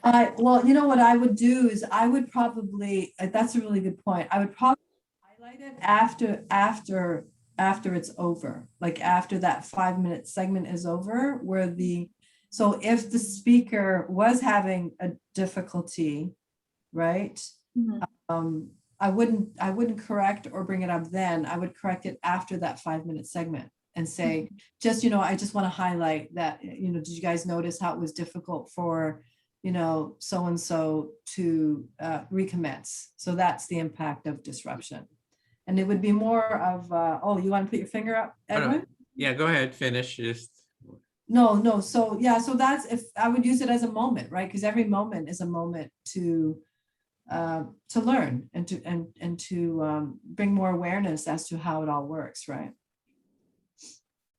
Yeah. So yeah, for what I do a lot is when it's my turn as a facilitator, I try not to do a lot of correcting, but when it's my turn to be the speaker, I'll select someone and then do the explanation there, so it stays within the process. Oh, okay. Yes, okay. So you stay within the empathic listening, like in the other group with Dominic. Dominic was just trying to get attention, and the group had just left, and then I actually spoke to him and I said, what you're doing is disrupting people. It's like, it's hard for them to think. Can you reflect back? Yes. And when they reflect back, they have to take it in deeper, right? It's not just somebody correcting them because you're kind of like, oh, I'm going to push back on that. But they have to reflect back, and it's like it sinks into their deeper into their consciousness. So and it stays within the rules too. It's fair. So So what I'm hearing you saying, Edwin, is whenever possible, if there's anything you want to address as a facilitator, to do it during your turn. So you would tabletop it. I don't know if that's the right word. Table it. You would table it until your turn comes, and then during your turn, that's what's in you. So that's what you would speak to. Exactly. Yeah. That's a good point. And it also it shares the power too, right? It's like, instead of you being the facilitator, I'm going to correct everyone, I've got the power. It's like, hey, we're going to use the empathy circle I have, so to equal power. I'm not going to dominate, kind of being. So yeah. Really good to highlight that. Yeah. So I probably will need to hear you say that, because I think you said something like that before, but now even more so I'm getting where you're going with that. Yeah, that's great. That's great. Thank you. So I wanted to add something. The reason why I asked the question was, let's say if I am the speaker and let's say Edwin is the facilitator and Julia happened to brought disruption to my my internal thoughts, or when I'm sharing, I don't necessarily feel like, let's say, I don't think she's disrupting, even though she took away my time. And then Edwin is saying, oh, Julia, because you disrupted Lala, she now can't gather her thoughts anymore. She has to think back to what she was saying, and then it took time away from everybody. But I don't necessarily feel that. So I would think then Edwin as a facilitator is putting words in my mouth when it's not how I actually feel about the situation. Right. So yeah, go ahead. Sorry, Leila. I guess it's dependent on whether or not, as you were recommenced speaking, it was obvious that you had a hard time starting, right? So I would only address it if I noticed that the disruption had actually affected you, and that you had experienced what I experienced, right? Where I was I was trying to gather myself. If it didn't seem to affect you, I wouldn't name it. I wouldn't address it. But what I mean is, as a participant, as a speaker, I don't want any blame to go to Julia. So personally, I don't even want to make her feel like, because her disruption and because of my reaction, she's being called out for it. So as a facilitator, how do you make sure you're not advocating for the speaker when they don't want to have that representation, when they don't want to be advocated for? Well, maybe it's about making just a general comment about the possibility of what happens when people interrupt, right? So maybe not identifying it as it having been your experience, but it could possibly be someone's experience. Make it like generalize it. I mean, I also think. Oh, go ahead. So sorry, Edwin. I think that the facilitator must have some kind of empathetic, like sense of what's happening inside every participant, so they can like keep a balance in the process, just always for the sake of the process. So this is not just to address someone in particular, but just to make it in a way that everybody can benefit. So you should be able to see when someone is annoyed or frustrated, or I mean, theoretically, then there's practice, but or if someone is being disrupted, then should intervene. Otherwise, just keep it as it is. Yeah, so if I understand the situation, Julia had interrupted something, or somebody, or Leila. oh, maybe, yeah, Lala had interrupted. So I usually just maybe name the interruption, say, oh, you're saying this, you're saying you wanting some attention, or you wanting to say something. I hear you wanting to say something.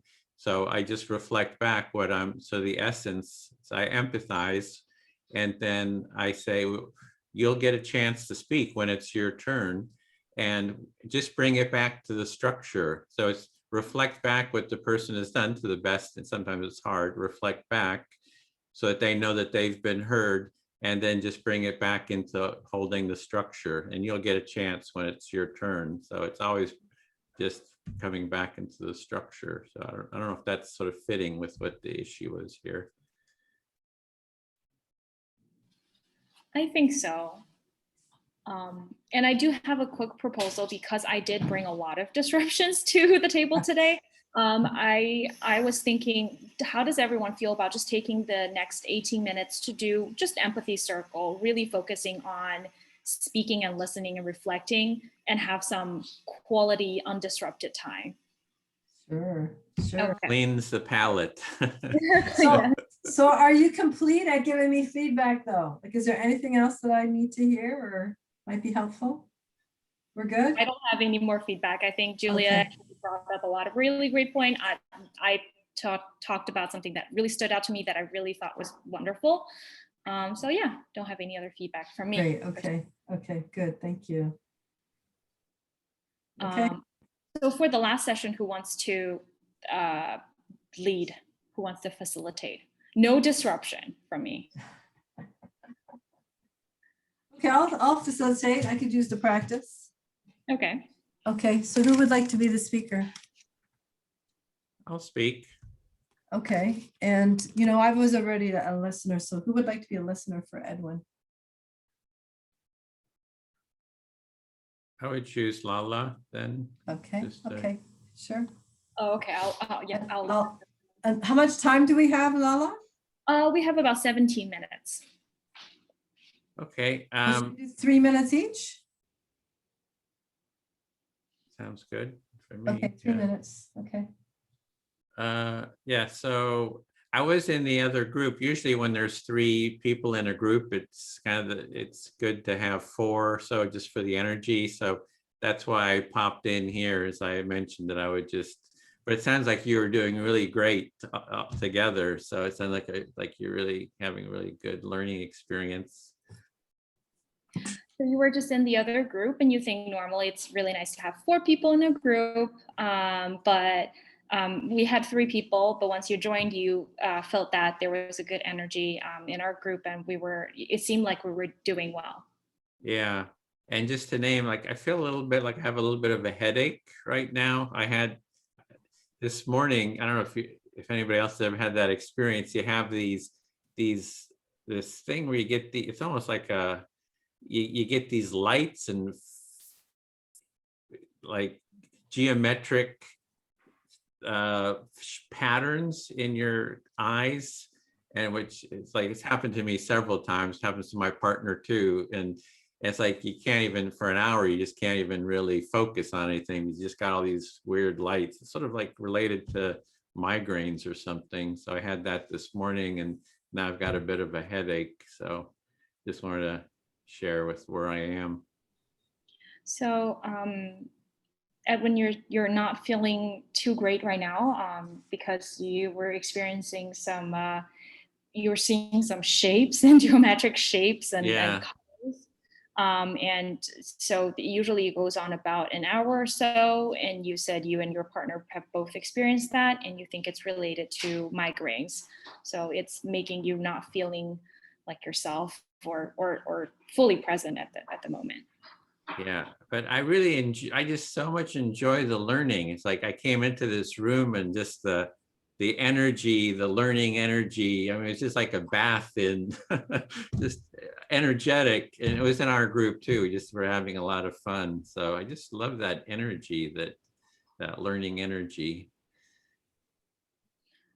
You enjoy the learning energy from when you the learning energy you observed in our group, and just everyone learning and focusing on learning, and you enjoy the energy. Yeah, and I feel grateful for you, Lala, and Dominic for doing the trainee role, because I really, I have real gratitude and appreciation for that. You appreciate Dominic and I taking on the trainee role. You're happy there. Yeah, I feel fully heard.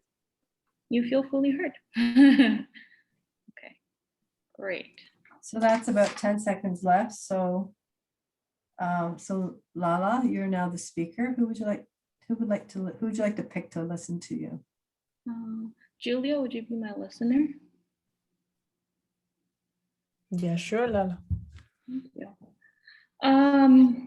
So I guess I'll speak to what's alive for me.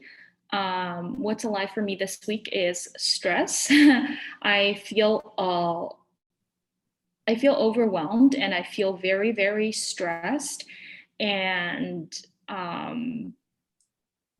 all of the stressors are coming from work and the number of things that I have to do in my personal life that I simply don't have time for. I'm hearing that you're going through a time of really, really big stress, and this stress mainly is coming from work and the fact that you can't keep up with the personal, with the things in your personal life, and like that you can't like accomplish them while you're busy with work. Yes.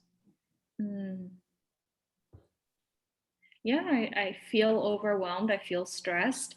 One thing I learned was, instead of saying I'm stressed, one should say I feel stressed. It unlatches the emotion from your being. So I am not a human being who is defined by stress. Rather, if I say I feel stressed instead of I am stressed, I'm identifying that I'm a human who experiences a temporary emotion of stress, so that I know that doesn't define me, and I can move on from feeling stressed to feeling joyous again, for example. So you are mentioning one thing that you learned that it's helpful for you, like saying instead of I am stressed, you're saying you feel stressed, because you're kind of splitting up the stress from you as a person. So you're thinking that stress is just a temporary emotion and it's not linked to who you are. Yeah, absolutely. So I've been practicing saying that, but in reality, it doesn't help me because it doesn't help me to get things done. So I still have things, a huge list of things that I need to do for work, for myself. I think the only thing that's keeping me centered is knowing that I will get it done. And this list is not going to be there forever. It's probably going to be gone in a month, and it's going to be replaced by a new list of things to do. So you're saying that, okay, you keep saying this thing that you learned to yourself, but actually in practice, you're not implementing it because you still feel overwhelmed by all the things that you need to do, that they just pile up in lists and lists of things. Yeah, I want to just make one quick correction. It's not that I don't implement it, but it's more so that it doesn't bring any real effect because it doesn't help me. It doesn't remove the tasks. They're still there. So my stressors are still there. Yeah. Okay, sorry for, I will reflect back better. I'm hearing that you kind of using this rule in practice, but on a like pragmatic way, it's not helping you to get things done. Yep, I feel fully heard. Thank you. Thank you. Thank you. Okay, Julia, you're the speaker. Who would you like to invite to be your listener? Edwin, you want to be my listener? Yep, listening. Okay. I will try to speak about what's going on in my life right now. I had, let's say, also some kind of stressful situations last week at work because I actually had to talk with my supervisors about quitting. And I'll stop. You also had some stress with work related because you had to talk about about quitting because wow. Yeah, that's what I said. So it's like, always about being afraid of giving people delusions or disappointments. And I mean, personally, it kind of makes me anxious or, more maybe reflective about things, more thoughtful. But I mean, I'm glad that I did it because I kind of feel relieved now. Mm-hmm. Yeah, so you quit and you feel bad about making them feel bad, like they disappointing them, and you feel bad about that, and but now you actually feel good that you did it. Yeah, exactly. There is this, selfish thing, selfish mechanism going on. I'm always concerned about speaking like in the best possible way, not to hurt other people's feelings. But I also feel like, there are some situations where it's impossible not to. I mean, it doesn't matter the words you're going to choose, but you can't avoid some effects on the others. Mm-hmm. So you don't want to hurt people, have them feel uncomfortable by something you say, but then you also have understanding that you just can't help it sometimes. Yeah, totally. I mean, I think that I'm also trying to be empathic when I do this when I have this kind of art conversation. So I'm always trying to put myself in the shoes of the person who's on the other side. But I think, I don't know, this has some limitations that, I mean, as I already said, you can't really, you need to balance like between what's good for you and what's good for other people. Yeah, so you try to empathize with the people you're talking to and, what's the impact going to be, but you also want to balance with sort of that self-empathy. And so you're having the balance between the two, and you just see that balance is important. Yeah, thank you, Edwin. It's Right. exactly. Francesca, Sure. to you.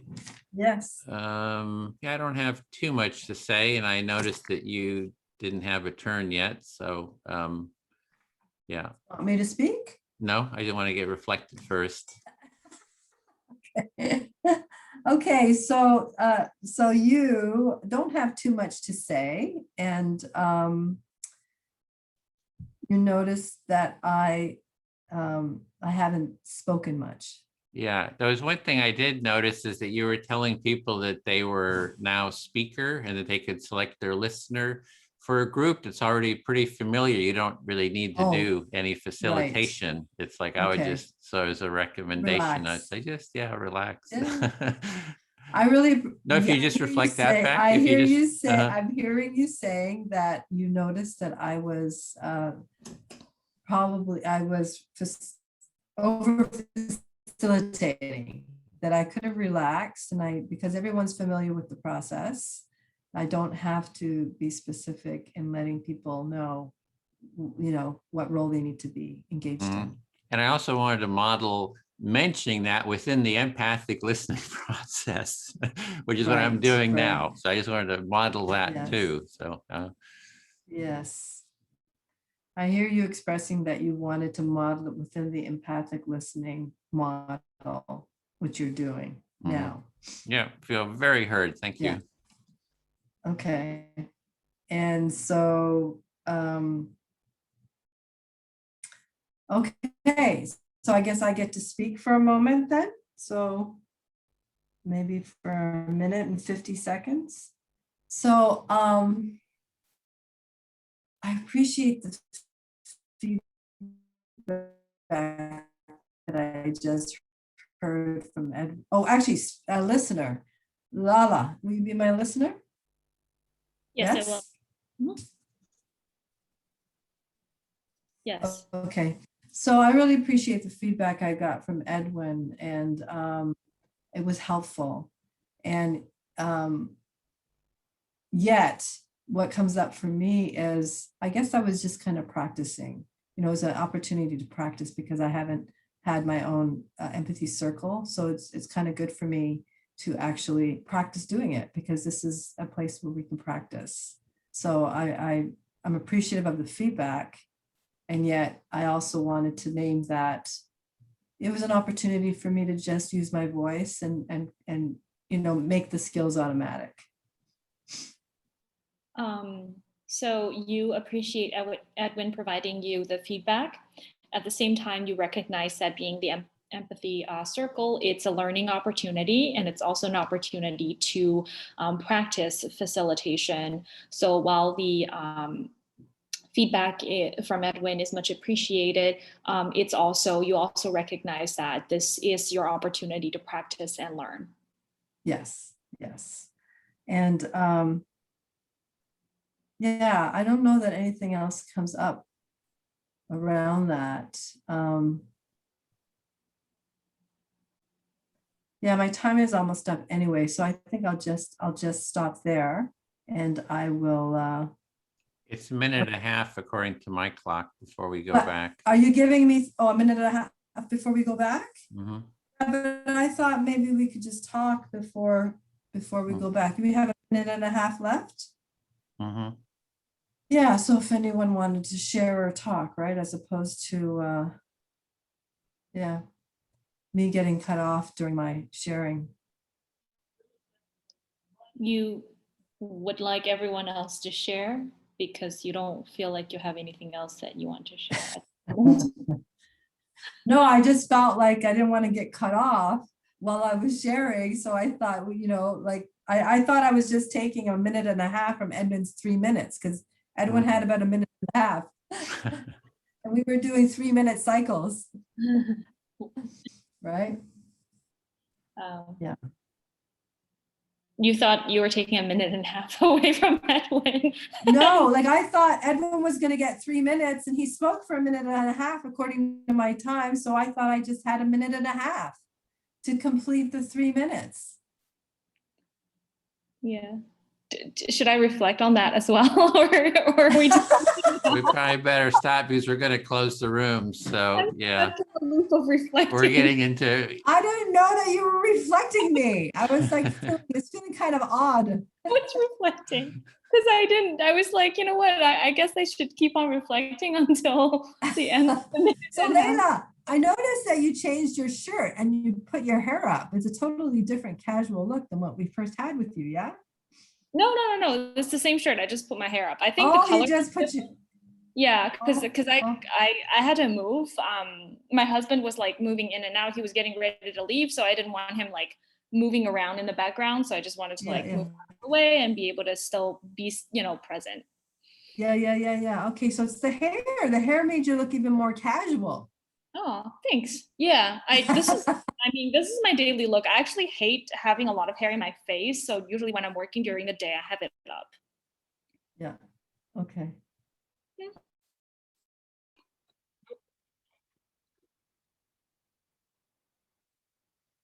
Okay, that's a new wrinkle. yeah, now every room they give that little announcement. Mhm. I think it travels with you, Edwin, because you're the host. So Yeah, wherever right. you go, it's gonna say this meeting is being recorded. You are with Edwin, recording in progress. Okay. Yeah, in real life, I see, you're being recorded. Like if we're meeting in person, I would see almost Edwin holding up a camera, following different groups. You are being recorded and your camcorder is going to that group. Absolutely. All right. So we're all back in the Yep. Right. Okay. All right. And I believe I am, so it's me. Welcome back, everybody. So we're going to take the next half an hour or so, 25 minutes or so for all of us to share. Each of us will take 1 minute to share your experience and insights from today. So I will just kind of go across the pictures I see on my Zoom call. Let's start with Harini. Any insights, feedback, things you want to share from today? Yeah, it was a challenging experience. Dominic did a great job, a wonderful job with the challenges that we were all so exhausted dealing with it. But it was a great learning experience.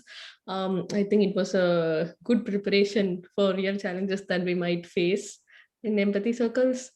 And so it was a practice, to keep maintain a composure and show empathy even when there are different opinions and different behaviors from people. So yeah, that was my experience. Thank you. Great. All right. Thank you for sharing, Harini. Elisa, anything you'd like to share? Yeah, I was with Harini and Dominic and Edwin part of the time. And yeah, I feel the same way. Like he kind of kept it on the higher end. And so it was nice because that allowed us to see like what maybe the worst case scenario hopefully would be, and allowed us to really think about like if something lighter came into the room, how would we handle it? I think for me, I still have this struggle of how I want to present myself. But I do think that I was able to do it in a way that was empathic, but I think I could still improve upon that. Great. Really nice to hear the insights from you as well, Lisa. I'm gonna move on to Julia. Yeah, so my learnings today have been really a mess, I think, in facilitating. I learned that I can't, if we are having a circle on Zoom, I can't mute myself doesn't matter what's going on here, I can't mute myself. I think like in our small circle, we learn a lot because we were just, we're just 3, so we had a lot of time also for feedback and debriefing. one thing that I really found like insightful is Edwin's advice about like how you use like your turn, and you kind of use the fact that you can select someone that is going to listen to kind of have the conversation that you want to have. So like, for example, to explain something as a facilitator to this person. I think that's really, a smart trick that I didn't think of. And yeah, nice. Thank you. And thanks for sharing what you've learned with everyone too. That's definitely helpful for us to hear as well. All right, moving on to Ju. Am I saying your name right? Yeah, sorry. Justine, yes. Justine, okay. I forgot that this was my name on Zoom. It was very good. I really liked everyone's presence in my group, like Bill and Aske and Elisa. It was very kind of, calm and very listening, or I felt very comfortable to do a circle or facilitate. And now what's just Julia just said, I'm very curious. I want to know more about what kind of Edwin said, because I think it might be useful and interesting. But so I feel heard and comfortable, a bit more comfortable to facilitate the circle from today, I think. Thanks for sharing, Justine. So yeah, definitely, because we're such a small group, so maybe later before we end today's session, Edwin, you can share your insight with everyone as well. All right, moving on to Aska. Would you like to share what you've learned today, your insights? Yeah.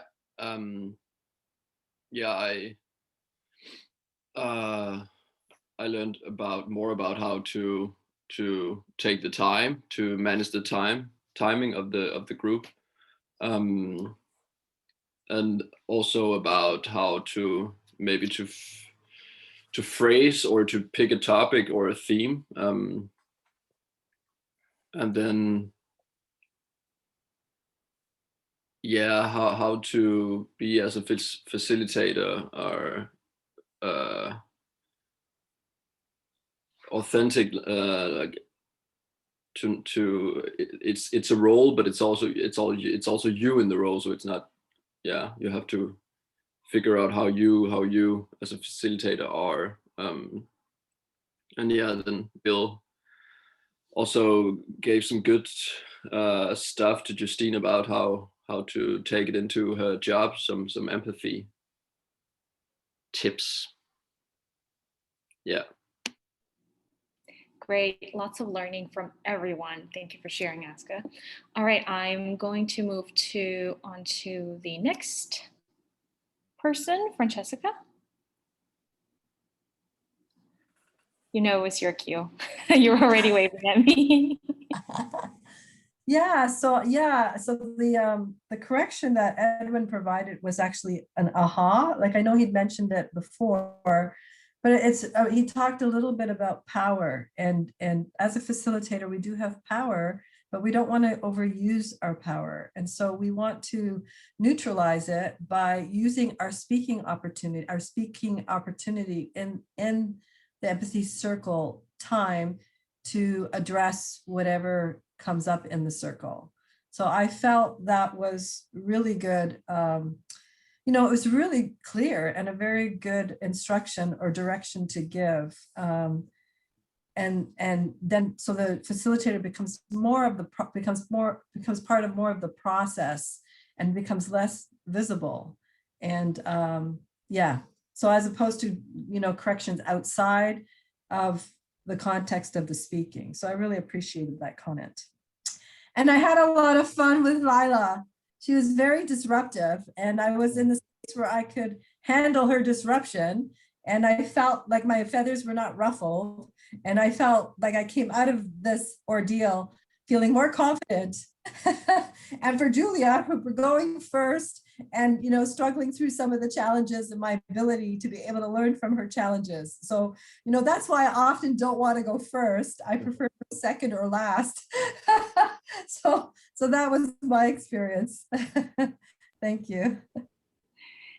Great to hear that. Thanks for sharing as well. It really sounded like you had a good time, so that's nice to hear. Moving on to Alyssa, would you like to share your experience, insight today? And you're on mute, just FYI. Yes, I'm glad. I'm very glad for the training today. I always learn something new, and it's always a nice feeling. Awesome, thanks for sharing. All right, so I'm gonna go to the trainers and the trainees. Dominic, you've changed your name to the moon landing was fake. So I had a great time today. I played two characters. The first was more of like a narcissistic, like disruptive person, and the second one was this conspiracy theorist, and it was fun. And I had a nickname for both, but I think one thing is I remembered that my group in the first part was recording, so I was just like, oh wow, I hope no one clips this and thinks I'm being real, because like I was saying some ridiculous stuff. But the learning I also took away was the same as Julia. Like when I was being more of a narcissist, Edwin was like, all right, I want to talk to Dominic, and he was just like, Dominic, you're being an asshole. I was like, I had to reflect that, like, oh, okay, I'm being an asshole. So it's like it was funny. So thank you, Harini and Lisa, because I know it was difficult to deal with, and I was even tired from it. So yeah, thank you for pushing through. Thanks for sharing that experience, but also, you know, offering recognition of the participants. It's a lot of work to sit through the challenges and have to deal with them as well. All right, Bill, any insights, feedback? Well, I always gain an appreciation of each person's individual struggle and commitment, and that means a lot to me, and I really appreciate it, all the people in our group and the effort that they put out. People weren't up for too many challenges, but we had some technical challenges. Justine, you know, dropped out a bit, and you know, then she came back, and then Alyssa was having a little bit of technical problems there too. So that was really interesting. It happened naturally. So it was my learning is, I guess, as people are taking the training and being exposed to this process, how, you know, an emerging awareness comes of, well, what do I do with this? And so, yeah, my tip was, you know, to kind of break it down, to just, you know, start with listening. Don't give the whole sell pitch at the beginning, and just listen to people until they say, oh, I like that person. So that's my tip. Thank you. Thank you, Bill. Thank you for sharing. It's really great to hear. Yeah, and I just want to quickly say that I agree with you. The commitment and effort that we're seeing in everyone here is much appreciated. So I just want to say thank you to everyone again. All right, Edwin. Yeah, I was really enjoying seeing Dominic, the Dominator's alter ego.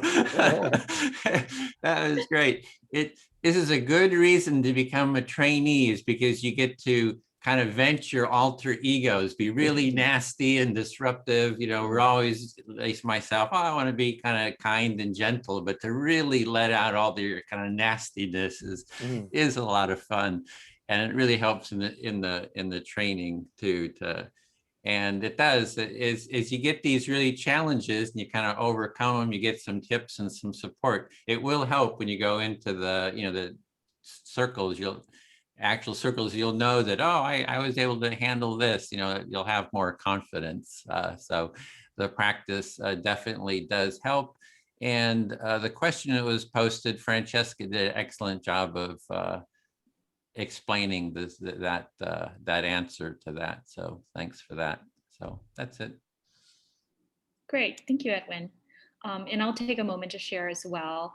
I definitely, by being a trainee and taking on different characters and introducing disruptions to the group, what I realized is, as someone who's disrupting, whether intentionally or unintentionally, when being told that my actions are disruptive, I was also receiving empathy from both Julia and Francesca in the process. They weren't, pointing fingers at me. They were giving me constructive advice and suggestions. That made me feel really good, even though I was, being disruptive, and that just, kind of helped me to empathize with people who, whether they're intentionally or unintentionally being disruptive on an online meeting. How do we handle them, with empathy and with grace? So it was a really, really good reminder for, taking on characters, but also being shown empathy in the process. I want to thank both of you for offering me that today.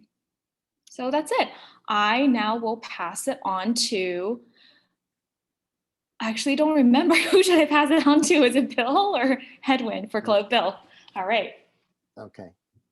All right. So a few things for the closing. And so next week is session 5, and that's going to be an integration of your learnings and feedback about the training. We'll send out an email on a reminder to fill out the session feedback survey. The link is in the chat.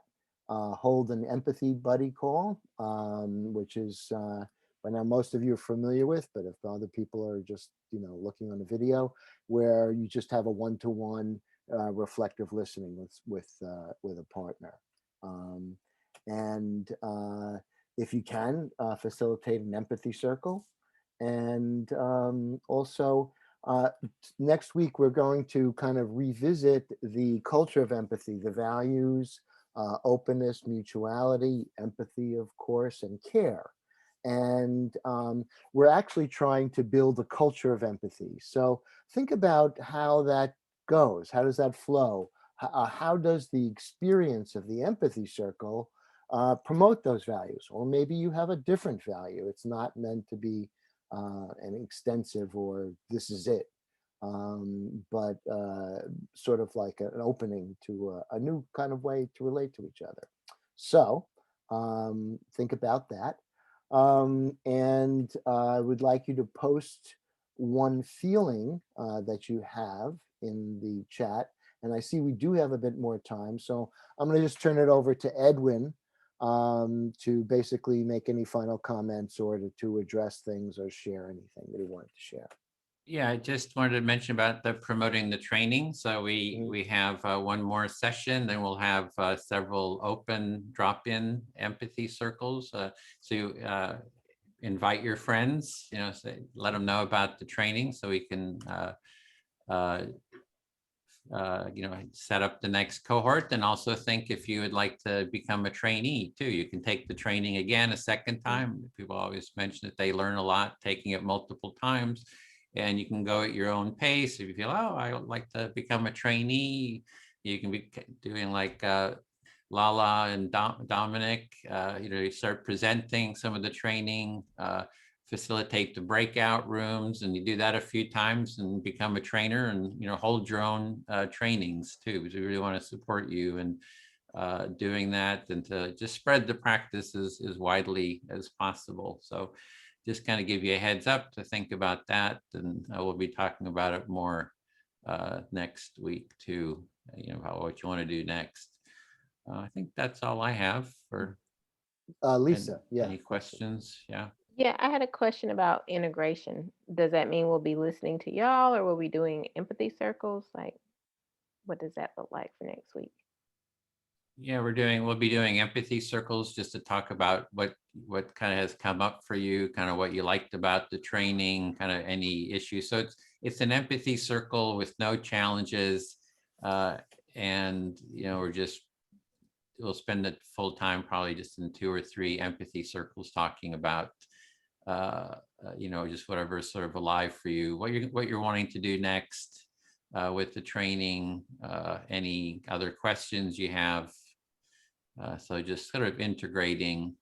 it's nice to sort of clean your palate. You've had all these challenges. You know how that feeling is. You've had all these challenges. There was all this stress.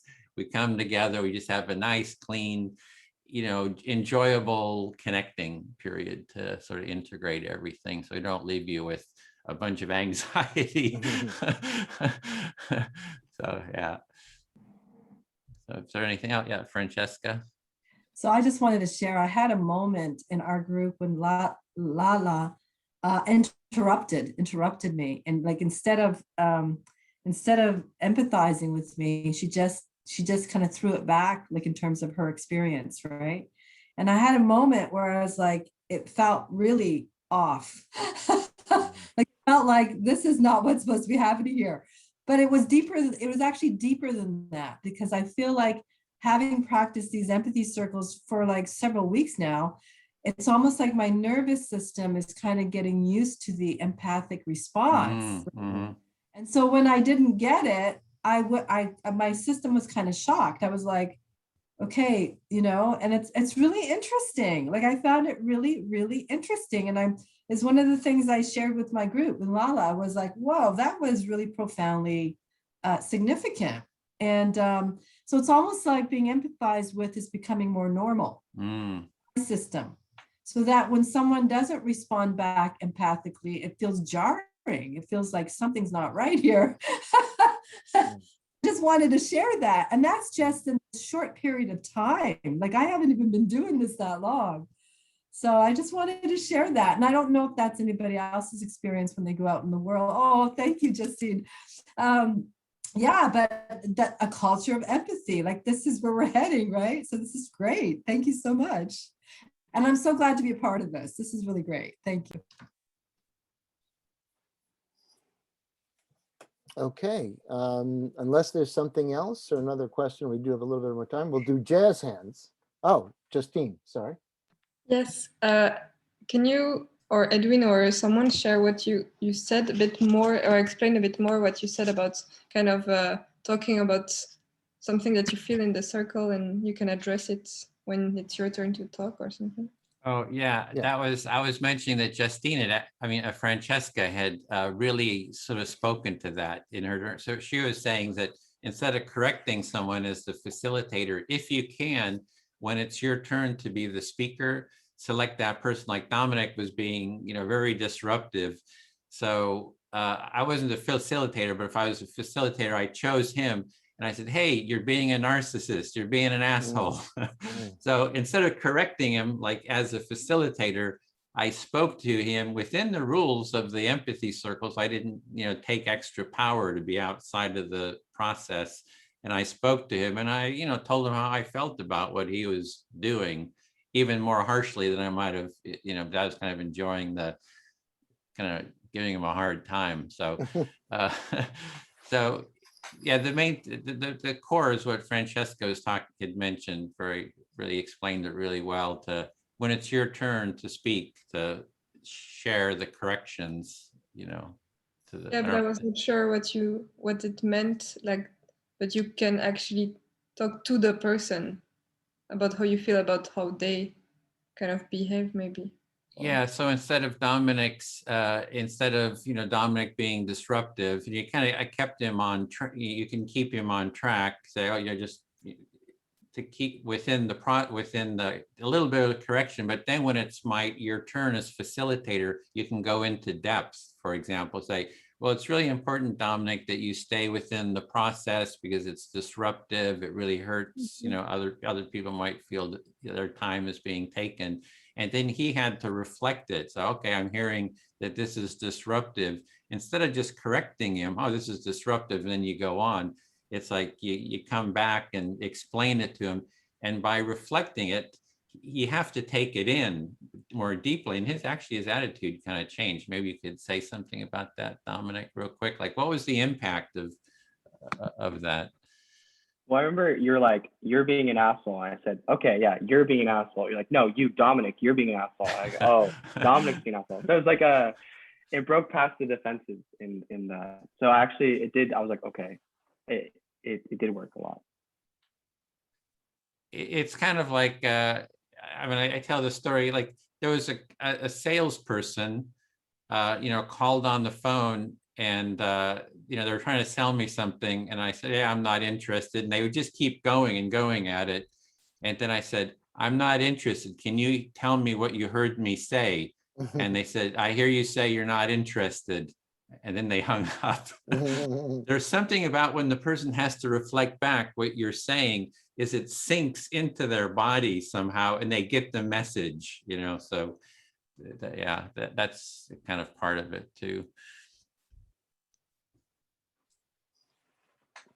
Okay, anything else? All right, and this is funny. Jazz hands, thank you, Justine. All right, everybody, jazz hands. All right. Okay, all right, moved. All right. Okay, well, Yeah, think about thanks, that. Eski, for all that energy. Okay, great. Okay, right, see you next week. Look See you forward next to it. week. Thank you, everyone. Bye. Thank you. Bye. Thank you. Thank you.